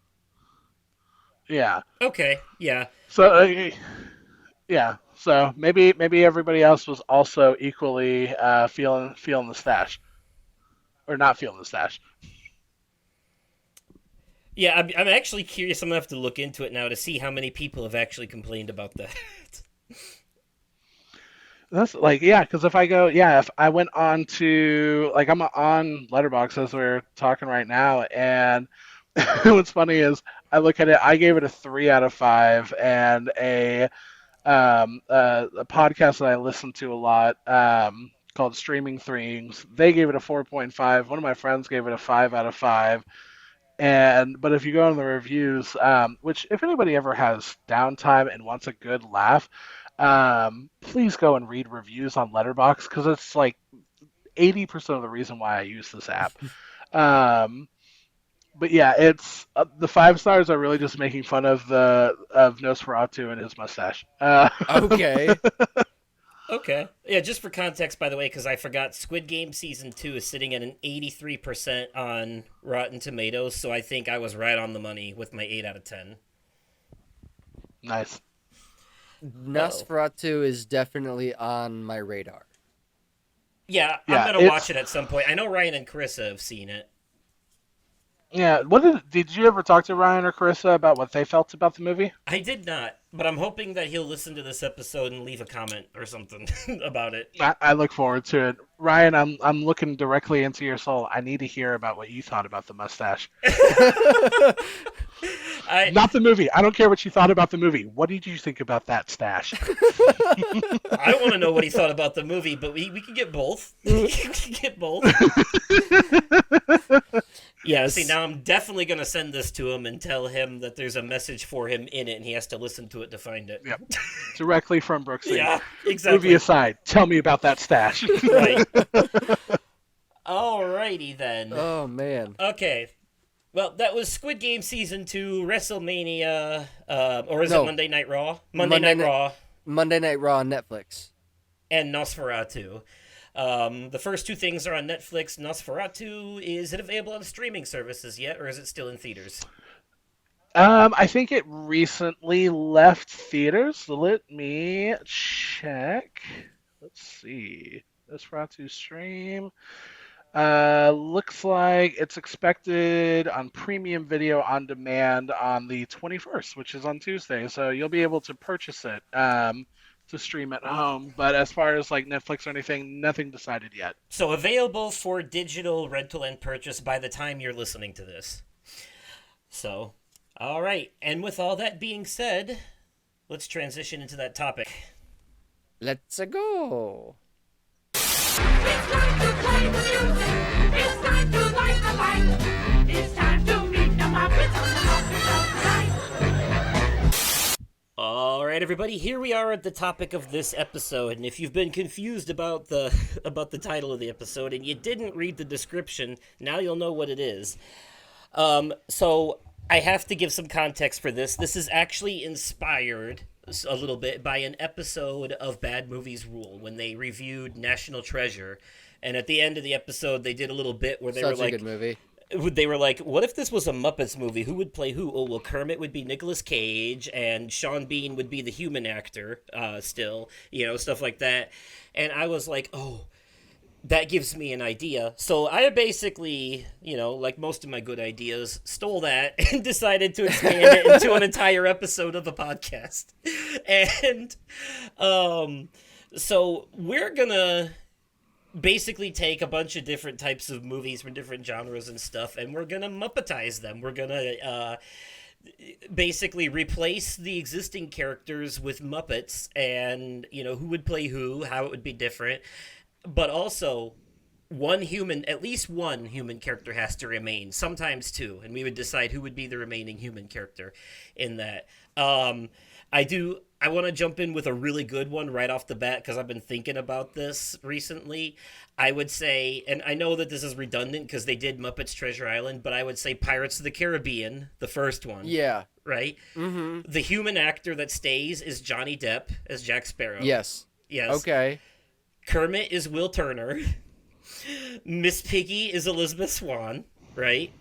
Okay. Pintel and Ragetti, the bald pirate and the one with the wooden eye, the two goofy ones.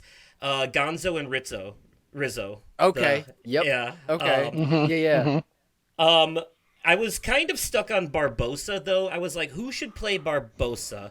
Because at first I thought about the Eagle guy, but then I was like, no. That should be the British fuck nugget. The guy, Norrington or whatever his name is. That makes more sense there. Or it should be Elizabeth's father, Governor Swan, should be the Eagle guy. And so I was thinking a band member of Electric Mayhem would make sense for the villains, the pirate villains in general should be like a lot. They're like Animal should be there, I thought of the green guy with the hat and the gold tooth that plays the keyboard from Electric Mayhem was my thought for Barbossa. Because I couldn't find a better match, honestly. What do you think? I love it. Hell yeah.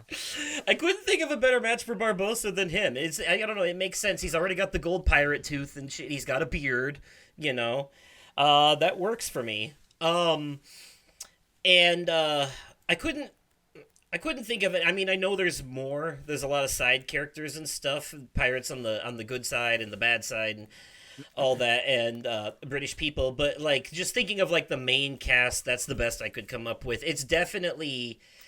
I couldn't find a good spot for Ralph or Fonzie. They would have to be thrown in there somewhere. Fonzie might just jump in to break the fourth wall every now and then. Quite honestly, and I can see Miss Piggy as Elizabeth Swann because she becomes a kick-ass buccaneer type situation, but because the Muppet movies are always very like they're like mildly satirical, there's definitely going to be some self-aware jokes in this Muppet version of it. Oh yeah. Because Miss Piggy comes into her own, she don't take no shit. So that was my first contribution. I thought that was, honestly, it fits. It's already Disney, and Muppets is also kind of Disney. So, yeah. That's just an easy one to put out there. And let's be honest, like, I know Jack Sparrow is the main character of those movies, but Will Turner is the main protagonist of the first movie. So... So I feel like. Oh, go ahead. Fun fact: the term Muppet comes from Muppets are a cross between puppets and marionettes. Oh, okay. That makes sense. Muppets. Yes. And Jim Henson, before getting into all he wanted to do was get into television, and this is the way he got into it, was puppets. Had never done anything prior to it, went to college for it.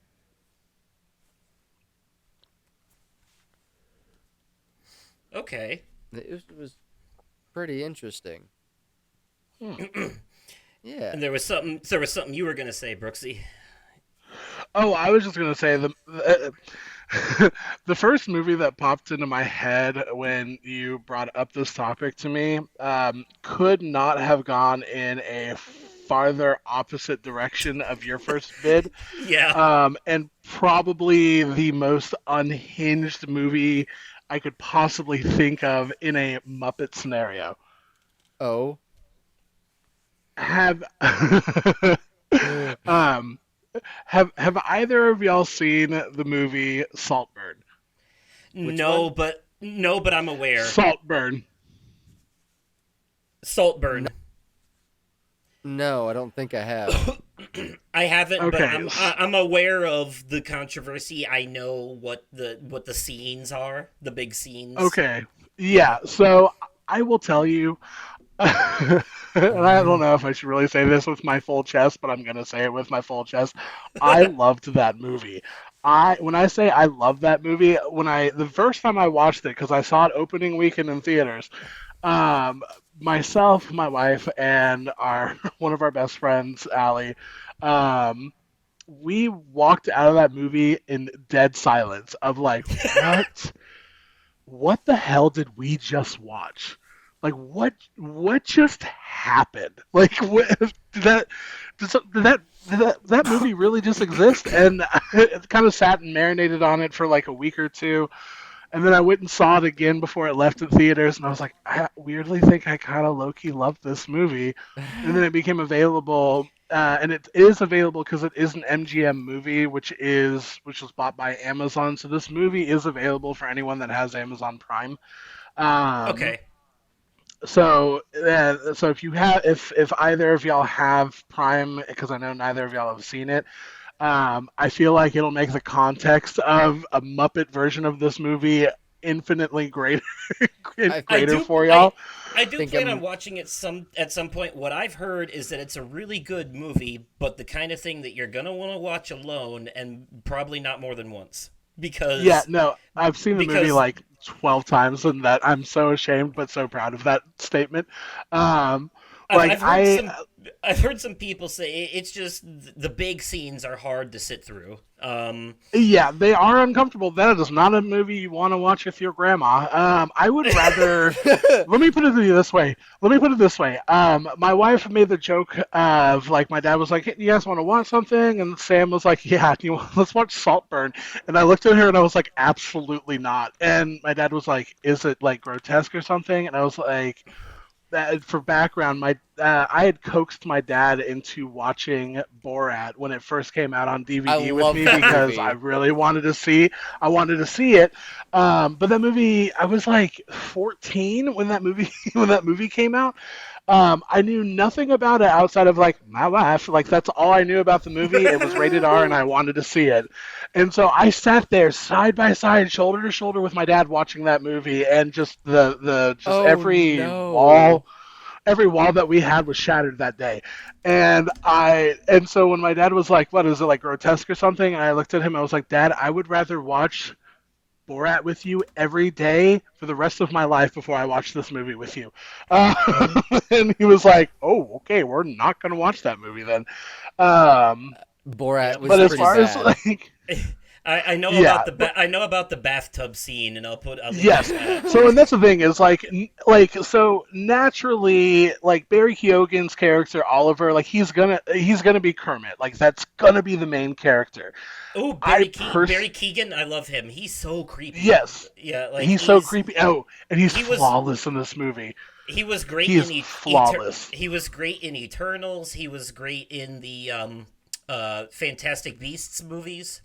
Oh yeah. Um, No, and that's a like so like I would have Kermit as that. Like I like it's like when I think of like Kermit's best friend, like from what I remember of watching Muppets and all, like I think of more of like Fozzie Bear over Gonzo.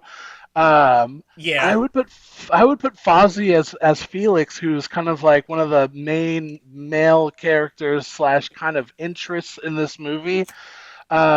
His mom, Elspeth, I would honestly put as Miss Piggy. And I am telling you right now, you need to watch the movie for it to fully, fully make sense why I would put Miss Piggy as the mom. Like I think Gonzo, I would I, put as I Archie. considering Kermit and Miss Piggy's relationship in the Muppets, I think I get the implication there, and that's Yeah, if I'm reading that right, that's pretty yes, fucked you. up. I think you are, dude. I'm just saying, like, you think you know everything, but you don't. Oh, but like, I'm just trying to think because you know of the bathtub scene, right? I am Yes. just trying to imagine Kermit's face just mashed into the bottom of the bathtub, just doing his thing. Oh my God, I would pay a lot of money to see a Muppetized version of this. I would pay a lot of money. There's probably fan fiction of it that exists in this world. I'm not willing to go that far, but man, like when I say I'm a huge fan of this movie, I Oh and my I and I god. can't wait to talk about it once July comes around. But my wife and I attend San Diego Comic-Con every year, and we have since 2019. Um, Nice. and I already and I have my tickets for this year and all of that stuff already. I'm a little bummed because I'm losing out on one day because Sam and I are actually going to Warp Tour. So we're gonna do Comic Con for a couple days and then go to Warp Tour for a couple days up in LA. Nice. Um, but there like I'm a big collector. There are certain things that I really want when I go to Comic Con that I'll wake up at 2 o'clock in the morning to like get in line essentially to make sure I can get those things. My number my number one thing that I wanted at Comic Con of last year, it was a specialized poster for Saltburn, and they had only made 100 of them, and then they made 25 of a variant version of that poster. I woke up at 3 o'clock in the morning so I could get a Saltburn poster. Like it's like the most deranged thing I could ever say, and I'm saying it on a podcast now. I like it's not going to be often that I'm going to say like I beg and plead you to watch or see something. I beg and plead y'all to watch this movie so we can talk about how you would visualize this movie as a Muppets. I'm gonna go into it with that in mind, Brooksy. Oh God, I can't wait. Oh, Oh my It's gonna. God, I'm gonna laugh I so need. fucking hard. I know I'm terrible at texting back, but if you text me and say I'm watching this movie tonight, I will have my phone glued to my face so I can get real live updates because I need that. Oh God, I need that so badly. Yes. oh god. Yeah, I definitely plan on watching it at some point, especially after bringing that context into it. Holy shit. And I'm like, I don't know. literally It's just like, I don't, there's not many places where you can get away with saying you want to see Kermit the Frog bent over in a tub. Like, oh man, oh dude, it's not just the bathtub scene, it's the vampire scene, it's the grave scene. Oh dude, oh, that's right. I know about the grave scene too. I know about that yes. too. Jesus I'm Christ. just I'm just saying, I don't have any kids around. If you want to watch it with your partner, just apologize in advance. I can't tell Just- that this movie either created new fetishes or brought existing ones to light. Either way, though, Jesus Christ. it's in the wrong I'll watch. in both accounts. Dude. I'll watch this on a day where my daughter's in school. yeah, You're definitely gonna do that. want to watch Oh, this. dude, You're probably gonna want to watch it by yourself in the dark with headphones. Quite frankly, you're gonna want to shower after you watch this movie. Like,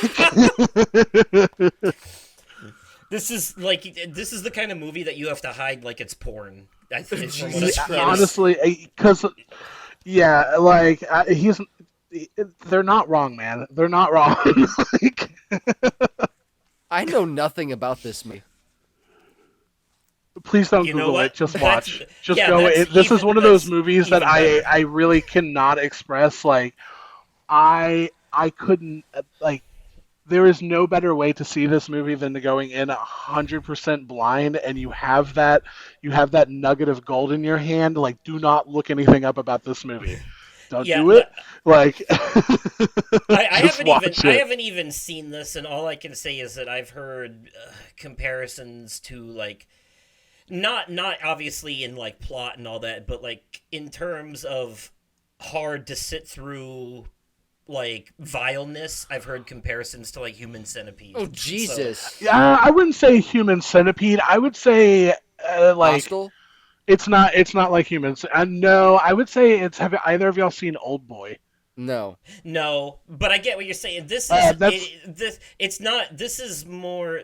This is more. It's not a horror. It's not a body horror. Like there's some body things there, but it's not body horror. There's no like mutilation or anything like that. It's more It's like none of that. It's you're just like, seeing oh my normal- god, that exists. You're seeing normal people do some extremely abnormal things that are gonna make you raise an eyebrow and say, "What the fuck is wrong with people?" Yeah. Yep, and it's awesome. And my favorite part about this entire thing is have either of y'all seen the movie Barbie? By the way, Barbie? Barbie, yes. Yes. yes. Okay. Phenomenal. The woman that plays Midge, the pregnant Barbie, that person is the one that directed and wrote Saltburn. And that is one of my favorite little nuggets of fact that I have in my mind palace. That's amazing. Nice. Would it be so? Since we're here anyways, let's Muppetize Barbie real quick. Well, Yeah. before we move God. on to Barbie, would What? you say that Saltburn could be? I don't know if you've seen it or if a Serbian film. No. no, it's I not, I know. It's I not will that say far. no, absolutely not. No, like that's a snuff film at the end of the day. Fair enough. Nick, That- you're still thinking in terms of hostile and like shock value and violence. This is, from what I understand, again, I haven't seen it. Saltburn is less violence, more shock value. Got it. Okay. It's Yes, probably it's- it's probably more sexual than anything. Okay. It is a sensual version of shock value. Got it. It is something like, again, you don't know until you know, man, and when you know, whoo, buddy. Yeah. Less disturbing, more disgusting. Got I it. would say. Okay. Can't wait for you guys to watch this. Oh my gosh. Oh man. What am I walking into? Oh, just Yeah, it's my best This movie. Man. it's like this movie is like, remember when people used to make people watch Two Girls One Cup? Yes. That's what people It's are doing kinda with like that. Saltburn now. It's- Yeah. Got it. I would Okay. say this movie is closer to Two Girls One Cup than it is to a Serbian film, by a lot. Got it. Okay. But from what I understand, still not that far. Okay. So no, not it's not Two Girls One Cup far. It's not that far, but it pushes boundaries. I will confidently say that. Fair It enough. dances on the line, you would say. Yeah, one or two lines, like Yeah. or 30. But yeah, okay, so since talking you brought about it up Barbie, though, anyways. right? Yes, yeah. How do you Muppetize that? Because the cast is mostly female and they only have Miss Piggy, really, for their female Muppets. Well, for the Miss most Piggy's part. easily gonna be Ryan Gosling. There's no question. We're Wait, flipping what? roles on What? this. Yeah. Miss Piggy's Okay, not because you Barbie. gotta have Kermit. You gotta have Kermit be Margot Robbie. Like that feels instinctually like the right decision. Wait, and then who's the then- human? What? Who's the human actor? There has to be one that stays human. There's always a human actor Oh, in the Muppets movies. I feel like it's got to be Will Ferrell. Like I feel like that's gonna be, and it's still gonna be Will Ferrell. Really? Okay. I like because like I think that like I think what is it like? I'm trying to think like because who's Barbie's best friends in the movie outside of Ryan Gosling? It's been a minute Generic since I've Barbie seen A through Z. It really is. It's just generic Barbies A through Z. Like, they all Yeah, that's plastic as fair. hell on purpose. However, there Like, is and the weird Barbie played by Kate McKinnon, which Gonzo. Yes. Gonzo. Yep, you read Yes. my mind. Gonzo. Oh yeah, Gonzo, 100%. yes. Yes. 100%. Absolutely. Like, but yeah, like the what was the actress that you just said, the one that essentially conceptualized Barbie? Margot Robbie? No, not Margot Robbie. She plays like as the human that basically created Depression Barbie and all of that. Oh, I didn't say the actress's name. I actually don't remember. Let me look it up. See. Barbie cast. Yep, Barbie cast. I'm looking it up to America Ferrera. I was like, I wanted to Yes. say it was like Yes. America or America, like something along that lines. Like, I feel like America, like that would be Fozzie Bear, and the daughter would be like Rolf the dog. Like, Okay. Really? Okay. Yeah, I could see that. I could see that. This is that's a very interesting take on the whole. We're gonna have a lot of cross-dressing Muppets in this movie, is what's yeah, happening listen, here. we're Like, having a gender bending Barbie movie. That's what we're having, which I feel like is a nightmare for Barbie lovers. I love that. I love that you said Barbie is Kermit and Ken is Miss Piggy. That is just perfect. Yeah, like that. It just feels right. Or like, Oh. if not Will Ferrell as a human, have America be the human, and have Sam Eagle be Will Ferrell. Like, I feel like that would also play really well too. I was gonna make Sam Eagle the John Cena cameo. That's fantastic. Oh my god, awesome. that's so good. You can't Oh, that's see so me. good. And I feel like Rizzo the Rat would be like the presidential Barbie, like just like Yes. Oh. running around like. Yes. Yeah. Yep. That makes sense. Okay. Nick, you haven't given us one No, I yet. have not, and Give us something I've in been yeah. thinking while you guys have been talking. I've got one. Yeah, give us something in the middle. Harry Potter and the Sorcerer's Stone. Oh yeah. I know I'll take it. exactly Okay. who Hagrid's gonna be. That big Who's giant Hagrid? dude with the brown fur and the big lips. Sweetums. Sweetums, yes. Oh, I forgot about him, but you're right. Sweetums. That's perfect. Sweetums would be Hagrid. Kermit would obviously be Damn. Harry Potter. I could Yep. have made Sweetums Barbosa. Yeah. Kermit is Harry. You Kermit said is yeah. Harry. Fozzie is Ron. Yeah. Yes. Miss Piggy. I agree 100%. Miss Piggy is Hermione. Oh. Okay, now hear me out on this one. Okay. Wait a minute. There are more female characters. I just remembered. There's Scooter and his sister Skeeter. Oh yeah. I was gonna say the weird. Hear me out. All right. Gonzo. What? Gonzo as Professor Quirrell, but Yes. Rizzo the Rat as Voldemort. Yes. Oh my Stuck god! on the back Rizzo of Gonzo's as head. You know what though? I was gonna make Gonzo Voldemort just to be ironic because of his nose. Like, just to be Yeah. a wise ass. Because Voldemort has no nose and Gonzo has too much nose. Well, wait. Like, it's perfect. If we're talking Voldemort, the physical being, then I would say like one of the later Harry Potter films, like Harry Potter and the Goblet of Fire, which is the first time we see Voldemort. In his, Just in say his- Harry Potter in general. Just Harry Potter in general. Harry Potter- It yeah. doesn't have to just be the first movie. That's a fair point. Yeah, Harry Potter in general. Is the eagle guy Snape? Yes. I feel like we're forgetting some Muppets too. Let me run down the. Honeydew and Beakley. Let's not forget them. The professor and the I mean, that would honestly be a good a funny Quirrell Voldemort combo where it's Dr. Bunsen as Quirrell, and then just takes off the little oh god, what is the name of the wrap that he has on his head? Uh,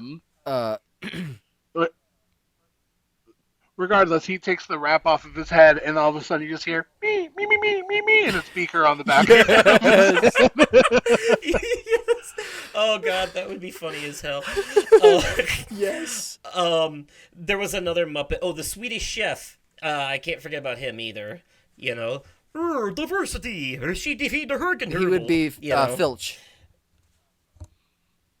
Mr. okay. Yeah, Mr. Filch. Did I say Sam Eagle is Snape? Yes. Yeah, I think that works.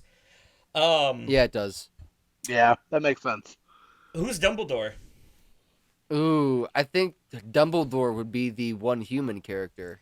Yeah, I like Yep, that. I like that a lot. Yep, you're right. That's right. I agree 100% with that. So who is Professor Gonagall then? McGonagall? Yeah. Ooh. Ooh, that's a good question. McGonagall. I just realized, by the man. way, Scooter and Skeeter could be like Ron's siblings. Yeah. Statler and Waldorf, only with red hair. Oh yeah, I forgot about the old guys. Statler and Waldorf. They should definitely be teachers. One of them should be the Sorting Hat. Yeah. One of them should be the Sorting Hat. That's Yes. perfect. They'd be so judgmental of every kid. Oh, that would be absolutely gold. Yes. it would. Yes, I can see that. I can see that 100%.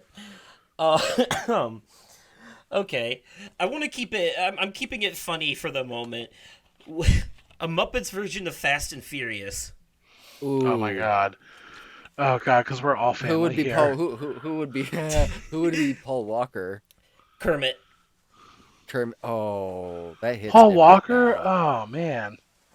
Wait, then Yeah. who would be Dom Toretto? Would it be Miss Piggy? Well, no. Either... I think Vin Diesel's the human character in this one. You know what? That makes sense. You know what? I would Yeah. agree with you on that.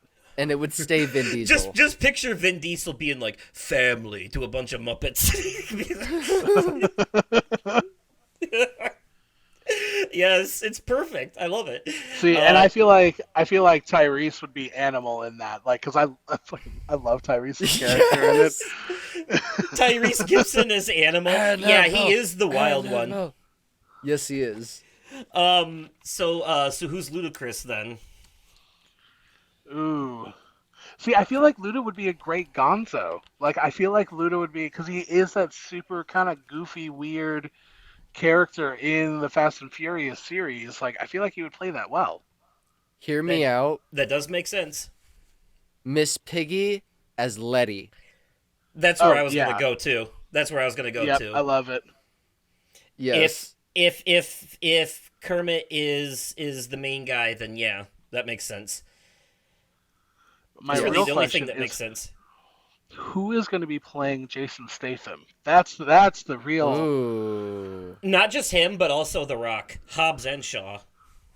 Oh man, Ooh. should we just have it be Stalter and Waldorf? Like, Yes. That would be hilarious. That would be fantastic.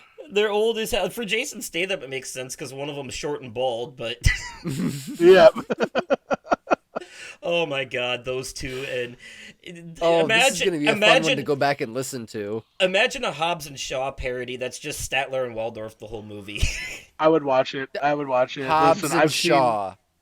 I've seen Yes. every single one of those Trash Panda movies, man. I would pay full price for that. He's Grumpy Old Men, Fast and Furious edition. Yes. That would Because be. Speaking of which, I know I'm sidebarring here, but you guys know the comedy movies Grumpy Old Men and Grumpier Old Men? Yes. Yes. I would pay good money to see Muppet remakes of those with Statler and Waldorf as the old men in those movies. Yes. Absolutely, I would. Ooh, I got another movie idea. Oh, we didn't figure out who Hobbs and Shaw. Oh yeah, we did. Yeah, Oh, you yeah. guys settled on the old guys. I'll take it. That wouldn't have been my first pick, but it's funny, so I'll take it. What would be your first pick? I would have to think about it more, I think. But you know who I realize I'm forgetting is that lobster guy Pepe too. Oh yeah. He'd be perfect in Fast and Furious. That's like his whole thing. Is the very, Yep. yeah. Like I feel like it would be Han, like just kind of popping in at the right times. Like Yes, Pepe Yes. is Han for sure. Yes. But yeah, I don't know. For Hobbs and Shaw, it is kind of a hard one. They don't really have a lot of sidekick characters to go together. If I was trying to be funny, I would say Honeydew and Beaker. Just it would oh be- yeah. But what's Yeah. your next idea? I'm feeling Twilight. I'm feeling Oh. Twilight as a Muppets You movie. didn't. Yes. Oh, You I didn't. absolutely did. Oh, dude, we're still technically in Hoa Hoa Hoa Susan. Okay, Yeah, so Twilight still feels appropriate. Fair. But I mean, like easily, like there's no question. Like Edward Cullen's definitely going to be Kermit, and Bella's definitely going to be Miss Piggy. And then I feel like Bella's dad's going to be Sam Eagle in it. But Yeah. who would be the question is who would be the human in this story? See, I feel like it's funnier Ooh. if either Bella or Edward are the human, and the other one is yeah. the other one is a Muppet. I think Edward Cullen I think Robert Pattinson stays no. No, I like the human because No. then you can make Jacob Kermit. I think actually I want to switch it. I think We Kristen could bring the count Stewart, into this. I think we're Kristen forget- we're Stewart forgetting is the we're- human we're- in this. We're forgetting about the entire lineup of Sesame Street Muppets. But that's Sesame Street, not the Muppets. You know Okay, what I mean? yeah. Like, Fair I know they're point. both Yeah. Jim Henson, but this is different. You never see Elmo or Big Bird in the Muppet movies. You know what I mean? Fair enough. Okay, yeah, fair. Yeah, but otherwise the count would have been perfect for this. You're right. And I thought Hell about yeah. extending it. That did cross my mind, extending it to Sesame Street. But I'm like, now we're making it too easy. So, no. So here's my my reasoning for Bella being the human character is because some of the cringiest scenes in those movies are more hilarious if Kermit is a vampire, a sparkly vampire. Oh Yep. yeah. Yeah, you know, and in those scenes, just imagine, like, Bella's like, I know what you are, and Kermit's like, say it, you know? It's just... Come on. Yeah, I can't get it out of my head. yes. But then Nick, picture Come that with in me, little Dalton. spider monkey. Picture that Dalton or Nick. Picture that in Dalton's Kermit voice from the Bloodborne playthrough. Yes. Yes. Yes. Oh my god. It's not easy being green. Yes. Yes, exactly. And Kermit's whole "it's not easy being green" translate that into "it's not easy being a sparkly vampire." You know what It's I mean? not easy like, being boom. sparkly. This shit writes itself. There's no way Kermit isn't Edward Cullen here, and I think it's funny. I think it's funnier if I love it. if Bella's the human, which makes Miss Piggy is one of the Cullen family. I think maybe Rosalie. Who would We only we only drink animal blood, but it's your scent. It's like a drug to me. I love, they're gonna say we only drink animal blood. Meanwhile, they're all animals. Like, in this. who would Jacob be? Ooh. Ralph the dog, for Yes. obvious reasons. Yes. Yep. For Yep. like- That makes perfect sense. Oh, it's dumb as hell. I love it. Yes. Yeah. Oh my Yeah. god. I would watch this too. Yes. I would enjoy this more actually. Yes.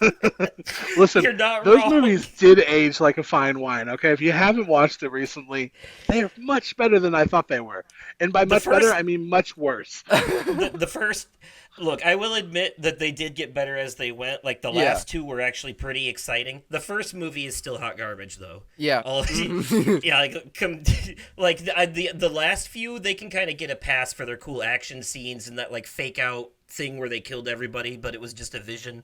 Shit. You know? Okay. That was So was my- cool. But yeah. So my one thing, I really want Renesmee to be played by Rizzo, just because I really want Ralph the dog to imprint on a human, and then out comes Rizzo the rat. That's who it imprints on. Like, Yes. Yes, that's what Um. I want. I want that so badly. that's fantastic. Yes. Yes. In today's Muppet movie, Kristen Stewart gives birth to a Muppet rat. Like, that's perfect. That Ralph the dog imprinted on. That's Oh my fantastic. God, Oh that couldn't be yes. more perfect. What if though? Okay, since they do the transformations and stuff, what if when Jacob's a human, he's played by someone else, and then he's Ralph when he's the werewolf, but then someone before that, like maybe it would be funny as hell if he was played by Skeeter because Jacob's like built and tough, and Skeeter's like this nerd kid, Oh, I love Yes. it. and then Skeeter turns into Ralph. Oh God. Mm-hmm. I could also see. Speaking of Skeeter, his sister, or that's Scooter, I guess. His sister Skeeter. I can never remember which one is which. Quite frankly, they're twins. One's a boy, one's a girl. But the sister, she could be Alice, the one that can see into the future. I think. Yes, I like it. I like it. I do. I want to say who I would really love.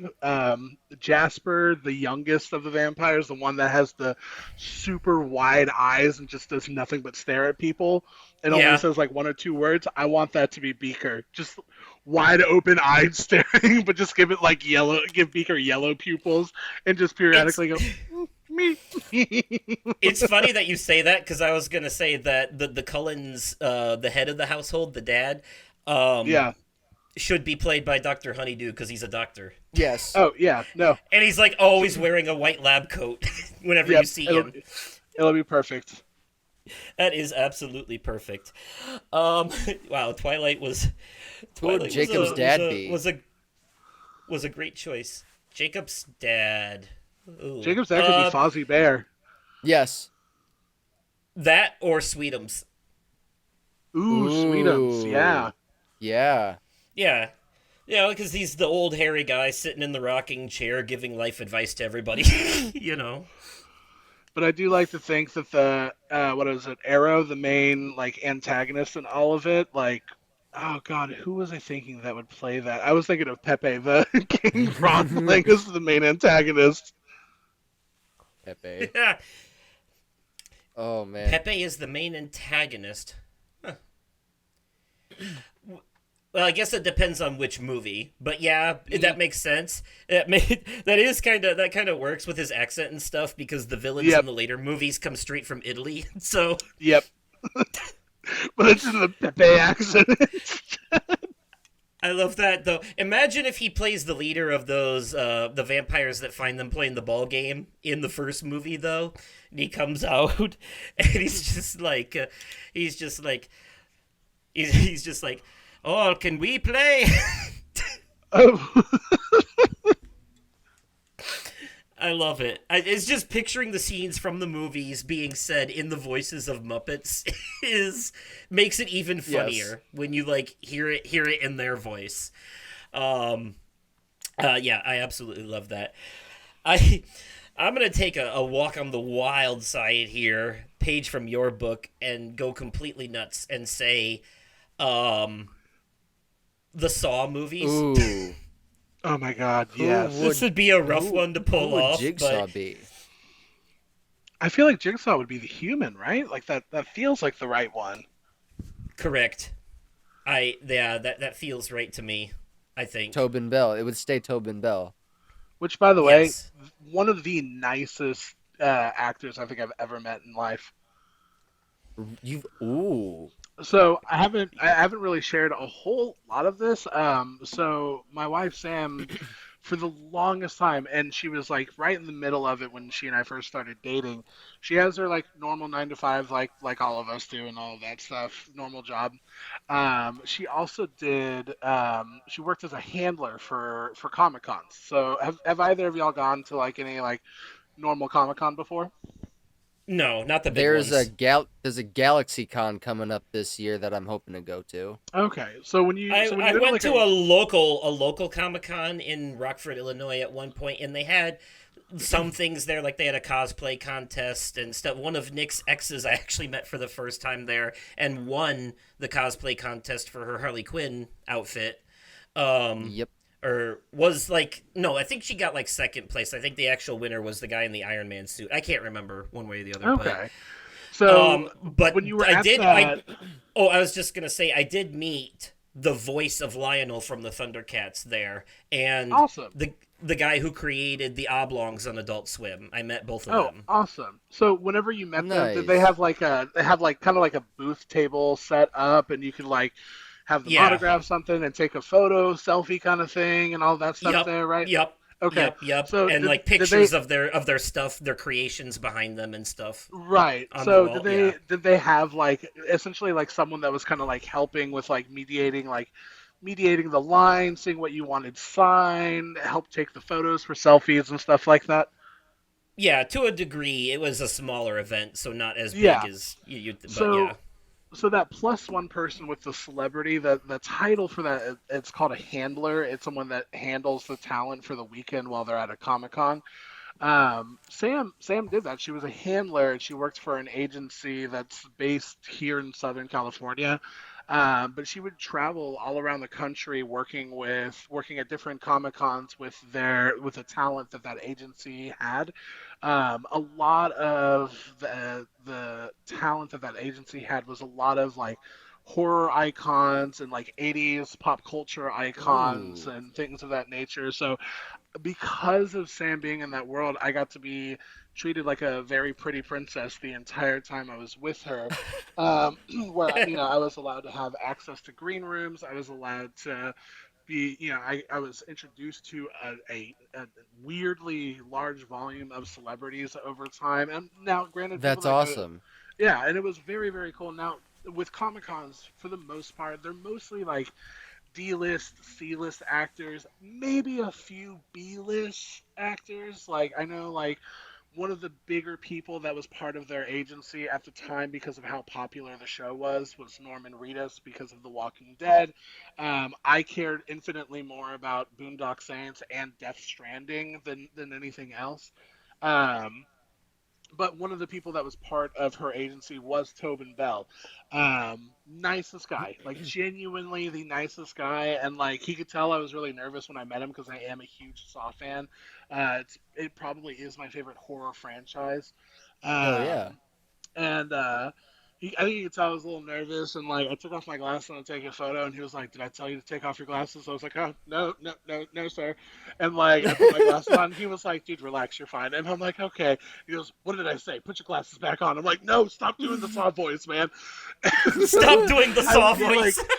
I would be like walking around the convention just because like I was just like I had like a badge because Sam had given me a badge, so I'd be like walking around. I think it was Texas Frightmare several years ago, and every time I would walk by his booth, like occasionally he and I would make eye contact, and he would just like look at me and like make like a glasses like motion with his hand and like smile and wave, and I would just be like, this is a weird inside joke I have with someone that I've watched on movies for well over a decade, and I high key love this. So, That's awesome. yeah, there's always the phrase like, don't meet, never meet your heroes in real life. I will say, Tobin Bell was someone I was really happy I got to meet in person because he is an awesome, awesome individual. I've heard that. nothing but good things about him as a outside of movies person. Right, yeah, Yeah, he may play a pompous ass holier than thou serial killer in the movies, but in real life he's a great person. Um Oh yeah. and as you were saying that, I was sitting there thinking about this, and I have the most hilarious reasoning for one of my characters. So I'm gonna gender bend a bit, and I'm gonna do Kermit the Frog as Amanda, Shawnee Smith's Oh. character. And Oh, here's okay, why. I like it. You know the Darth Kermit meme? Yes. Yes. So just Yes. picture like the third movie when Carrie dies in that unwinnable trap that Amanda made, and Amanda walks out to reveal herself, and she's wearing the Jigsaw hood. Just picture Kermit in the hood, walking out and saying "Game over," you know.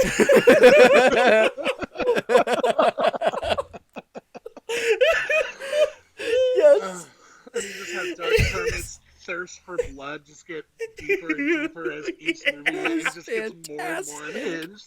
Oh, yeah, Yes, no, and also she's one of the few characters to be in every movie, including like flashbacks, and like they brought her back in real time in Saw 10. So it makes sense for Kermit being the leader of the Muppets to be, if we're gonna make John Kramer the human character, then his sidekick has to be Kermit. Yeah. No, fully agree. And the cool thing about doing like Saw movie with the Muppets characters is the people that survive in the movie, or the people that are in the movie, don't traditionally survive.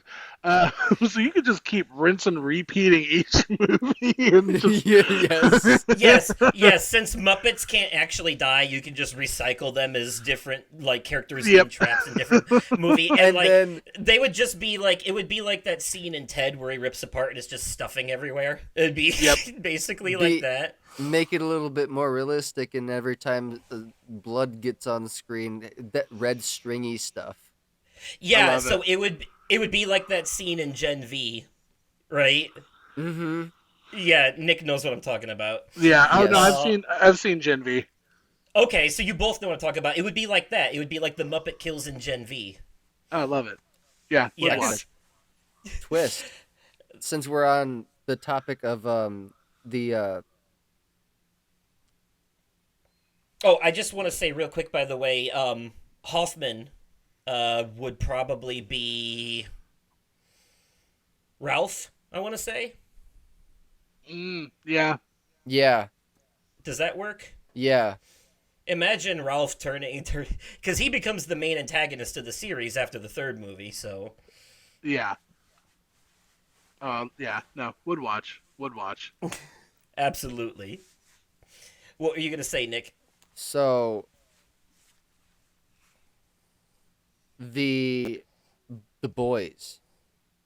I know we're talking movies, but think We about can it. do TV shows and video games, too. We can expand that. You're fine.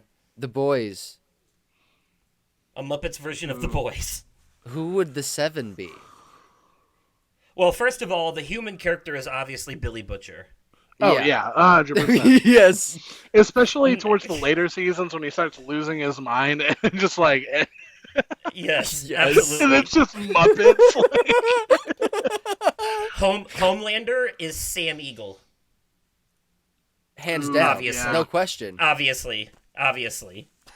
Plus, it'd just be funny as hell to sit there and watch Sam Eagle obsess over breast milk. He's such a Gonzo. proper character. Gonzo is the deep. Yes! Oh yes, Yes. 100%. Yes. Oh, yes, that was perfect. Spot on. Spot on. So does that make Rizzo Black Noir? That makes Rizzo A-Train. You know what? Yeah. Yep. I can see Now, that. my You're right. I personally would love to see Frenchie be played by Pepe. Personally speaking, Yes. Yes. That's perfect. Actually, that Yes. is the perfect role for him. Yes, it is. 100%. Dude, he sounds like Pepe. Yes, he does. So, if we're talking early show, then the Wonder Woman girl, what was her name again? Queen Maeve. Queen Maeve. Yeah. Miss Piggy. Yes. oh yeah. 100% Again, there. I can go. I don't mean to gender bend, but just because they cannot really say anything, I feel like Beaker should be played by Kimiko. Yes. Okay, yep.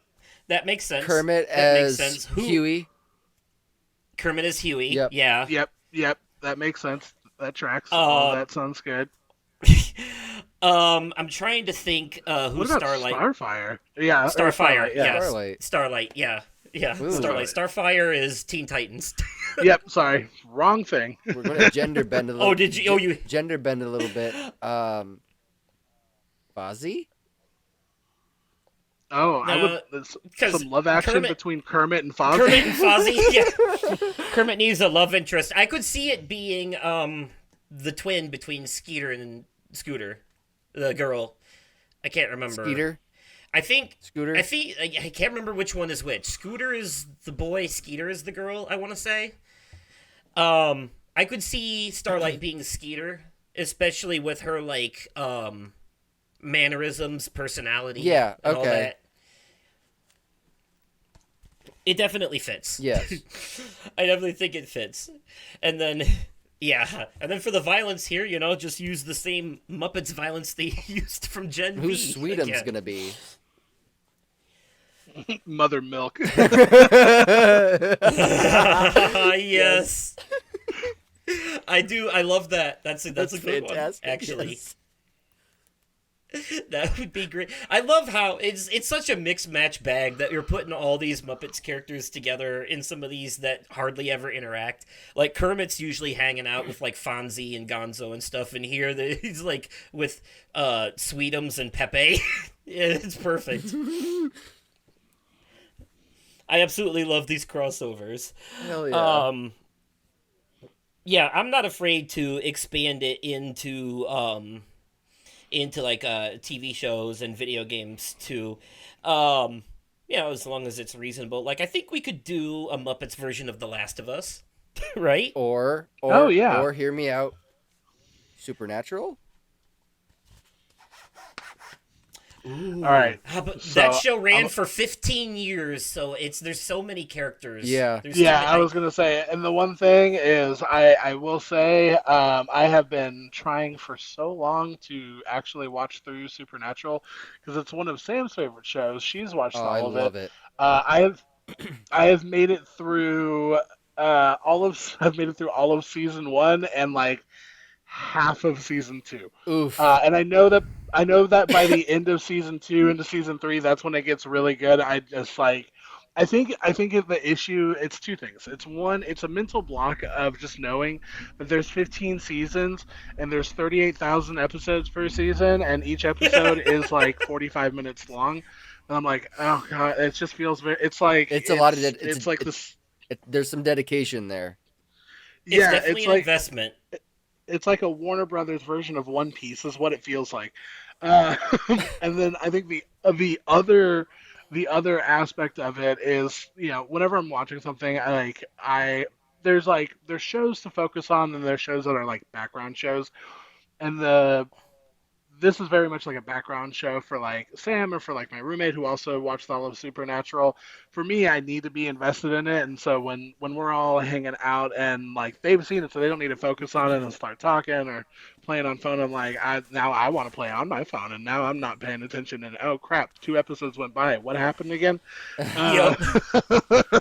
That'll happen. So I think that's why I haven't been able to fully go through. Fair.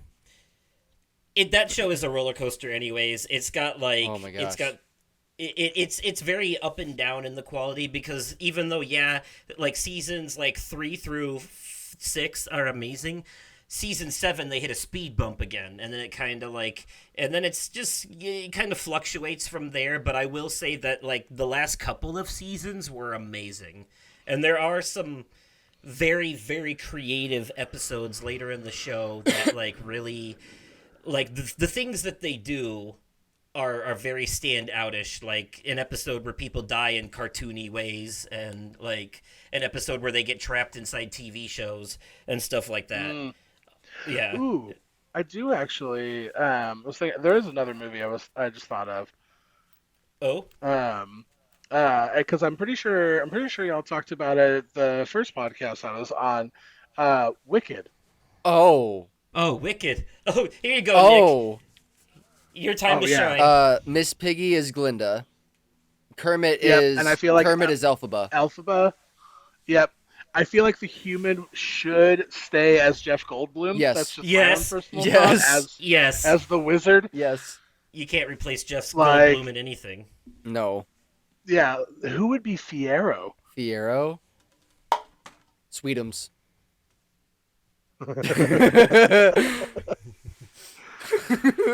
Oh God. What about Bach? Ooh. Skeeter? Ooh. I could see Skeeter. Skeeter or Rizzo? Ryan's gonna roll his eyes See, so I feel hard at like- this part. I feel like Rizzo. Gonzo or Rizzo, yeah. See, I feel like Rizzo would be. I forget the name of the character, but it's the person that Bowen Yang plays in Wicked. I feel like should be Rizzo. Yes.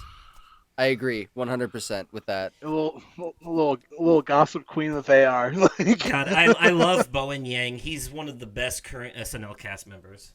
Yes, he is. Dr. Dillamond.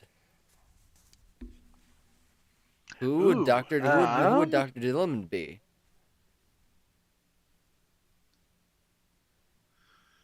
Ooh, that's a great question. Ralph? Who would Dr. Dillamond be? Ralph? Yeah. I think that'd be the closest thing. I have no input on this one. I haven't seen it. It's fine. You haven't seen Wicked? Nope, not yet. Dr. Dillamond is a goat teacher.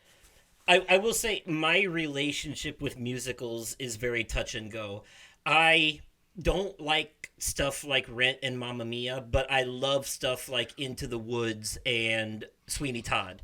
You would like Wicked. Yeah, you would. You would really like Wicked. You really would. So I will tell you, I enjoy musicals, and I say that very cautiously, because like something like Rent, I was not a fan of Rent, but I also did not like Into the Woods. But I think it's because I didn't know how much singing was going to be in it, and at that point in my life, I was not a big musical person. As I've gotten older, I've gotten more into musicals. It's literally based on a musical play. I know. And so for me, I went and saw Wicked with one of my friends who went through college and graduated in theater. Did some off Broadway stuff for a little while and all that stuff. And she is a massive, massive theater kid. We went and saw Wicked with her opening week, and when I went into it, I knew the only things I knew about Wicked is it was set in the world of Wizard of Oz, and that was it. That is the only thing that I knew about it. I was so blown away by the parallels between that theme and current world climate now, and really within our own country, and really beating their chest on saying the quiet parts out loud. I loved that movie. I've seen it a couple of times now. It is one of those movies I do want to own a physical copy of. It is so good. And Christmas gift that I did get, and I didn't even mention earlier, from my friend that is really in theater. She got myself, her, and my wife Sam tickets to see Wicked in at the our theater that we have here in San Diego. Oh, that's awesome! I'm gonna keep nice. Yeah, I'm very excited. I'm keeping my eyes peeled for when Wicked comes to the Civic Center in Des Moines. Yeah. I think ours is actually called the Civic Center here as well. You're talking about the stage play at that point, right? Yeah. Yes, because honestly, because the Wicked the movie is the first half, because the second half, Wicked for Good, comes out it's at the end of Act this year. 2. Yeah, I don't want to wait that long. Neither do I. I don't want to wait that long to know what happens. So that's why, as soon as fair enough. she was like, oh, Wicked's gonna be here, and I'm like, we'll have to probably get tickets. She was like, no, don't do that. I'm like, why? And she was like, just wait until after Christmas. Shut up. So, I will say the reason I liked Into the Woods is because I realized going into it, I knew it was going to be a musical, but because I'd seen the stage play on YouTube, but I also had the context to know that it was it was meant to be satirical. It's not like a Yeah. traditional musical. It's very self-aware, and it's also kind of a piss take on fairy tales in a lot of ways. And Yeah, that's I fair. like that. Like, if nothing drives that home more than anything else, it's that scene where the two princes are singing about being in agony and ripping their shirts off by the waterfall and shit. That stuff's hilarious. Like, Yeah, and I think the reason why I didn't like it is like one, I was younger because I went and saw it when it came out, which was like what, like 2009? yeah, No, later than that, like 2014 actually. No, it was yeah, I'm looking at, yeah, 2014. I think the reason why is because one, again, I wasn't super into musicals at that point. yep, Two, I was on a date, and she really wanted to see it, and I was just like, I was like, I want to leave this movie, and we were gonna go to Dave and Buster's, I think, afterwards, and that sounded way more fun. Um, the third part is when that movie is playing, like, there's that moment where like everything seems to be okay. It looks like it's going to be the end of the movie, and they're at the castle, and all of a sudden clouds start looming over, and then the movie continues for another hour, and I'm like, oh God, yeah, no. yeah. That's the beginning of Act Two in the play. So Yeah, that's why. That's why it felt like an ending, and then another part began because it literally did. yeah, and that's why I was like, yes, the movie's about to end, and then the clouds started coming over, and I'm like, what is this? And then 15 minutes after, I'm like, oh no, I'm gonna be here for a minute. um, I will say though, besides that though, the only other musicals I really like are obviously animated Disney movies Has Been Hotel. And stuff like Has Been Hotel, Oh yeah, God, I love I love Has-Been. it. and horror or like Tim Burton stuff like Repo the Genetic Opera or The Corpse Bride or Nightmare Before Christmas Hell or yeah. Sweeney Todd. Sweeney Todd is amazing. Um, the Johnny Depp one, the movie that was with Helena Bonham Carter in it too. Great, great. By the way, actually, matter of fact, let's Muppetize Sweeney Todd. Well, could you imagine Sweetums singing, dancing through life? Oh my God, yeah.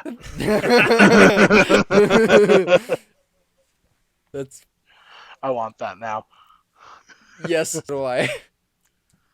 I also just wanted Oh, to say, man. picture Statler and Waldorf in the Saw movies making a quip every time somebody dies. You know, like the guy with the key behind his eye, he doesn't get it, the mask closes up, and they're like, boy, I bet he didn't see that coming.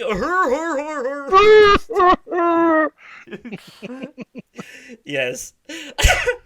um, but yeah, Sweetie Todd, that's a great one, right? Who's the human? Do we Yeah. keep Johnny Depp as the human again in this one, or someone else? I kind of like it as Sweeney Todd as like Johnny Depp staying as is. Because there's a lot of great. Because Yeah. remember, Alan Rickman's in this movie too. Ooh. Ooh. Yeah, I forgot about that, didn't you? He's like the governor guy or whatever. Ooh, yeah. You know what? I mean that would just give me an opportunity to see Alan Rickman on screen again. So I kind of like the idea of Alan Rickman being as the human, having Johnny Depp be Kermit for this. Yeah, we make Kermit the Demon Barber of Fleet Street. Kermit and Miss Piggy together, they finally had enough of people's shit. He's up there slicing throats, dumping bodies down. Miss Piggy's making pies out of them. It sounds about right. And they sing about Yep, it. you know They what? sing about it the whole time. Jesus Christ. I'm sorry, Nick, have you not seen Sweeney Todd?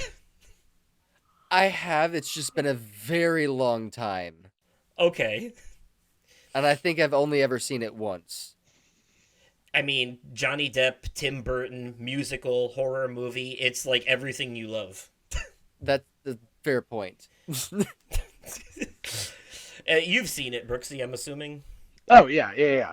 I want to say it's been a handful of years. There's there's like Sam loves the musical itself. The issue is that a lot of the music that plays in it is very intentionally off key, and there's like a certain kind of higher pitched sound that thematically plays throughout the movie. She hates it. Feels like nails on a chalkboard for her.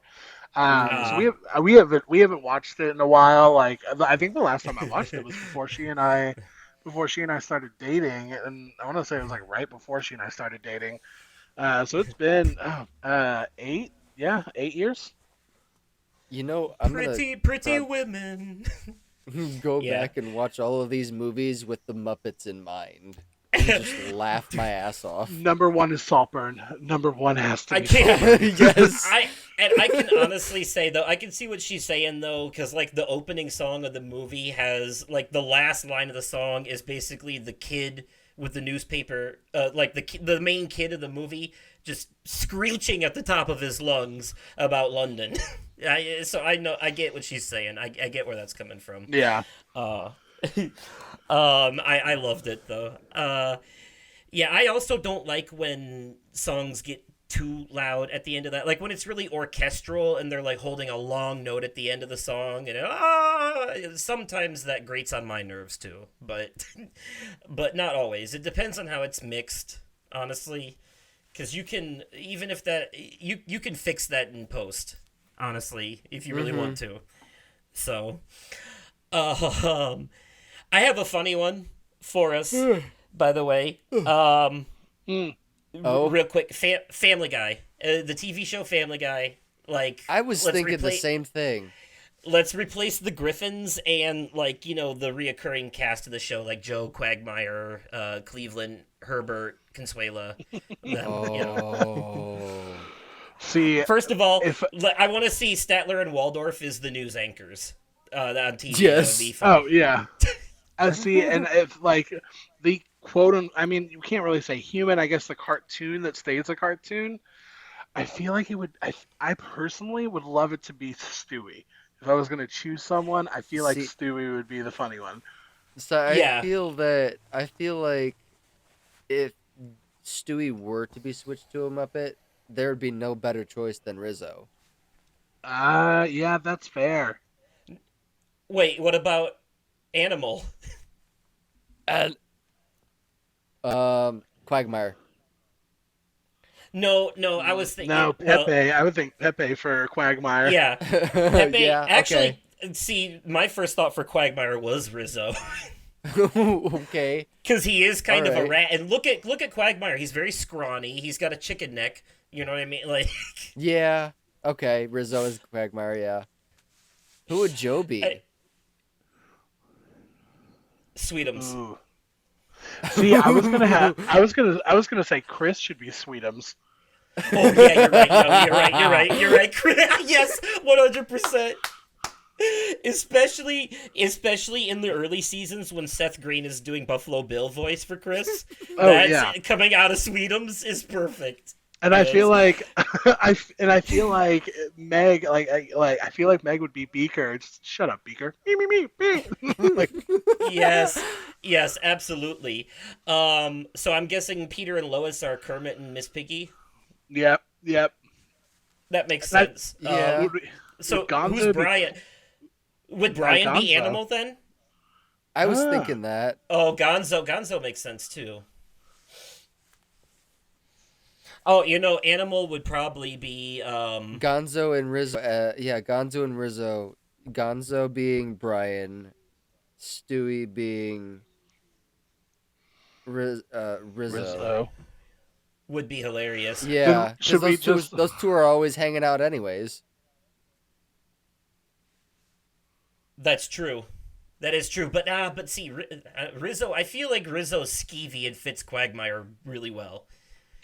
So we just leave Cleveland as a human then? Yes. Yeah, because his show got canceled, so he doesn't get a Muppet. Y'all nasty. Yes. No. Yes. There was actually an episode in season 12 called "He's Black," where Cleveland returns to Quahog, and they rip on him for his show getting canceled. And it ends up being the plot being that Donna and Loretta don't get along, Donna and Lois don't get along, and so they tell Cleveland and Peter they can't be friends anymore, so they have to find secret ways to hang out and be friends still. It all gets resolved in the end, obviously, but Cleveland and his whole family from Virginia moved back to Quahog, so the Browns and Tubbses are all together now living in Quahog. You don't see much of them, though. There was like one moment where Rollo tried to interact with Stewie, and he was like, "Sup?" And Stewie's like, "Yeah, sup. No, walk away, you Boondocks ripoff." Like, goddamn, that's hard. Jesus Christ. I was like, okay, so they basically just, like, they exist. And they did have, like, one really good episode where Peter was, like, a security guard or something, and he accidentally shot Cleveland's son, and they did, like, commentary about police brutality and stuff. But, like, ever since then, they haven't used Cleveland's family very much, just Cleveland himself. Yeah. So, unfortunately. But they are back in Quahog now, and have been since, like, season 12. Okay. Okay. After 4 seasons of their own show, which made sense because season 1 of the Cleveland show started with season 8 of Family Guy, and then just went from there. So yearly, so the timeline lines up when you do the math. Yeah. So Can we make Herbert the pervert Swedish chef? Yes. oh my god, yes. Oh my god, yes. That's perfect. Fucking Herbert. Just picture it. He's just like. Hurricane flurgan, heard to see the hurricane popsicle.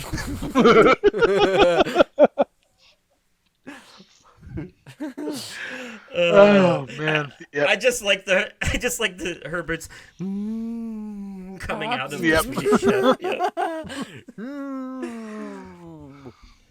Yep. Voiced by Mike Henry, who also did Consuela and Cleveland originally. Cleveland's voiced by an actual black guy now, but it was funny for a long time on the Cleveland show because Mike Henry voiced Cleveland and Rollo, and he's a white guy. And then Kevin Michael Richardson, who's a very black guy, he's a really big guy too. He voiced Cleveland's son Junior and the racist redneck white guy that lived across the street, Lester. He did his voice too. So I thought that was kind of funny. Fantastic. Yes. Yes, and Seth MacFarlane played Tim the Bear for the first couple seasons, then it went to someone else. He got too busy. But yeah, I actually liked that show, and I stand by that statement. Oh yeah. Oh shit. Alrighty. Anyways, though, does anyone have any more ideas they want to throw? I'll give you guys both an opportunity to throw one more on the table. Beetlejuice. Beetlejuice, huh? Yeah. Okay, what do you have in mind? I say the one human is Lydia Dietz. What? No, it has to be Beetlejuice. Are you nuts? It's got to be Michael Keaton. Yeah, okay, yeah. Michael Keaton, yeah. Because I don't... If I were to pick someone for Beetlejuice, it'd be Sweetums. I mean, yeah, I could see that too. But I think Beetlejuice requires a certain type of like Bugs Bunny finesse, you know what I mean? Like a showmanship type of thing. Fozzie. You know, like a... Fozzie in that case. That could work. Fozzie in that case. Yes, actually, you know what? I will give you that. I will take Fozzie as Beetlejuice. I will.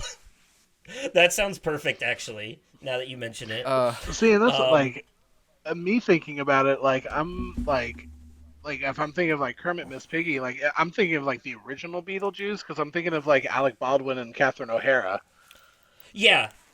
I'm guessing. Well, I'm guessing it doesn't matter which one. Yeah, no, right, Nick? I was thinking the original as well. I was just, yeah. Okay. Yeah, then the parents. Yeah, the parents are Kermit and Miss Piggy in this one. They're not taking center stage this time. This is a Fozzie the Bear movie. Yeah. Yeah. I could see that, though. I could see Fozzie doing Beetlejuice's one-liners. Absolutely. It's that same level of corny jokemanship. Adding Waka Waka as well. to everything? Hell yeah. Yes. Waka Waka. Hey there, ladies and gentlemen. We got a great show for you tonight. Waka waka waka. Yeah, I could see that. Oh, that's perfect. But Gonzo is the giant sandworm. Yes. No. Beaker as the sandworm because he's got a worm-shaped body. Yes. Yes, and then like no, when the sandworms are a threat, picture Dune, but with the sandworms, but it's a giant beaker instead, and instead of like the humming noise, you just hear like this in the background. And they're like, "Oh, it's coming!" That's fantastic. Oh God, that's like Cloverfield if it was just a giant beaker making those noises instead of the bombs from it. Purge. Oh yes. Yeah, I love that. I love that. What are the other characters in Beetlejuice? What the main girl, Lydia, who would she be? Lydia Dietz. Maybe she's played by Gonzo. No, Miss Piggy. We already determined Miss Piggy was the mom. Oh yeah, No. okay. It's a hard one. That is a hard one. Are there any goth Muppets? Animal? Has anyone ever asked that question before? Yeah, I guess Electric Mayhem. Oh, who's the girl from Electric Mayhem that looks like a fish? She's got like the blonde hair over her face, so she's got like no eyes. You know who I'm talking about? Yeah, she's like I do. the lead singer. Yeah. Either her, little gender bending here, Ralph the dog. Interesting choice. Okay. Okay. Do you got one more in the tank for us, Brooksy, before we wrap up? Man, honestly, my ace in the hole already got burned, which was Fast and the Furious. Full pun intended there.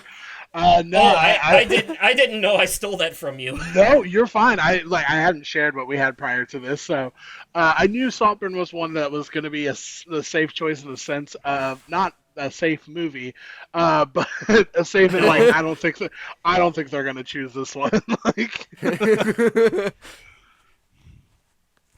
No, No. that was that's a pretty wild choice, but it's hilarious. I love it. Yes. Yeah, a gold star on that one. Jesus. Okay. All right. Well, I think I'll go ahead and call it here then. Yeah. For those of you who are listening at home, if you're watching this on YouTube, remember to smash that like button and let me know in the comments down below your thoughts. If you have any ideas for Muppet versions of existing things that you'd like to see. And also, if you're on Spotify, you can leave a comment down below as well. Otherwise, you can email me at podcastoversoul@gmail.com or find me on Twitter at oversoul53. And Nick? You can find me over on Twitter at @thegamingfiend1, and at the time of this recording, TikTok has been banned in the US. So you won't be able to find me there, but you can find me over on Instagram at @thegamingfiend1 and Rednote at @thegamingfiend1. Alrighty. And Brooksy, I'm guessing you don't have any socials to plug. Honestly, it used to be TikTok, but as of this podcast, I believe mid-podcast, things have been banned. So I do have an Instagram handle. And you know what? Now that I am officially a third part of this podcast, I'm going to start doing reviews more on Letterboxd, both of which you can find me at Brooksy My Boy, boy spelled B-O-I. You can find me on both of those. Okay. And before we wrap up, I'm going to start doing this at the end of every episode now. I'd like to throw some thanks out to our executive producer, Sarah, for a lot of the behind-the-scenes assistance that she provides. And I'd also like to thank Epidemic Sounds for the music that I use, and podserve.fm for hosting this podcast and posting it for me across several different platforms. So, That'll be Hell it for this yeah. episode. And until next time, folks, we will catch you possibly on another day, definitely at another time, and likely in another episode. Good night, everybody. Bye. Later.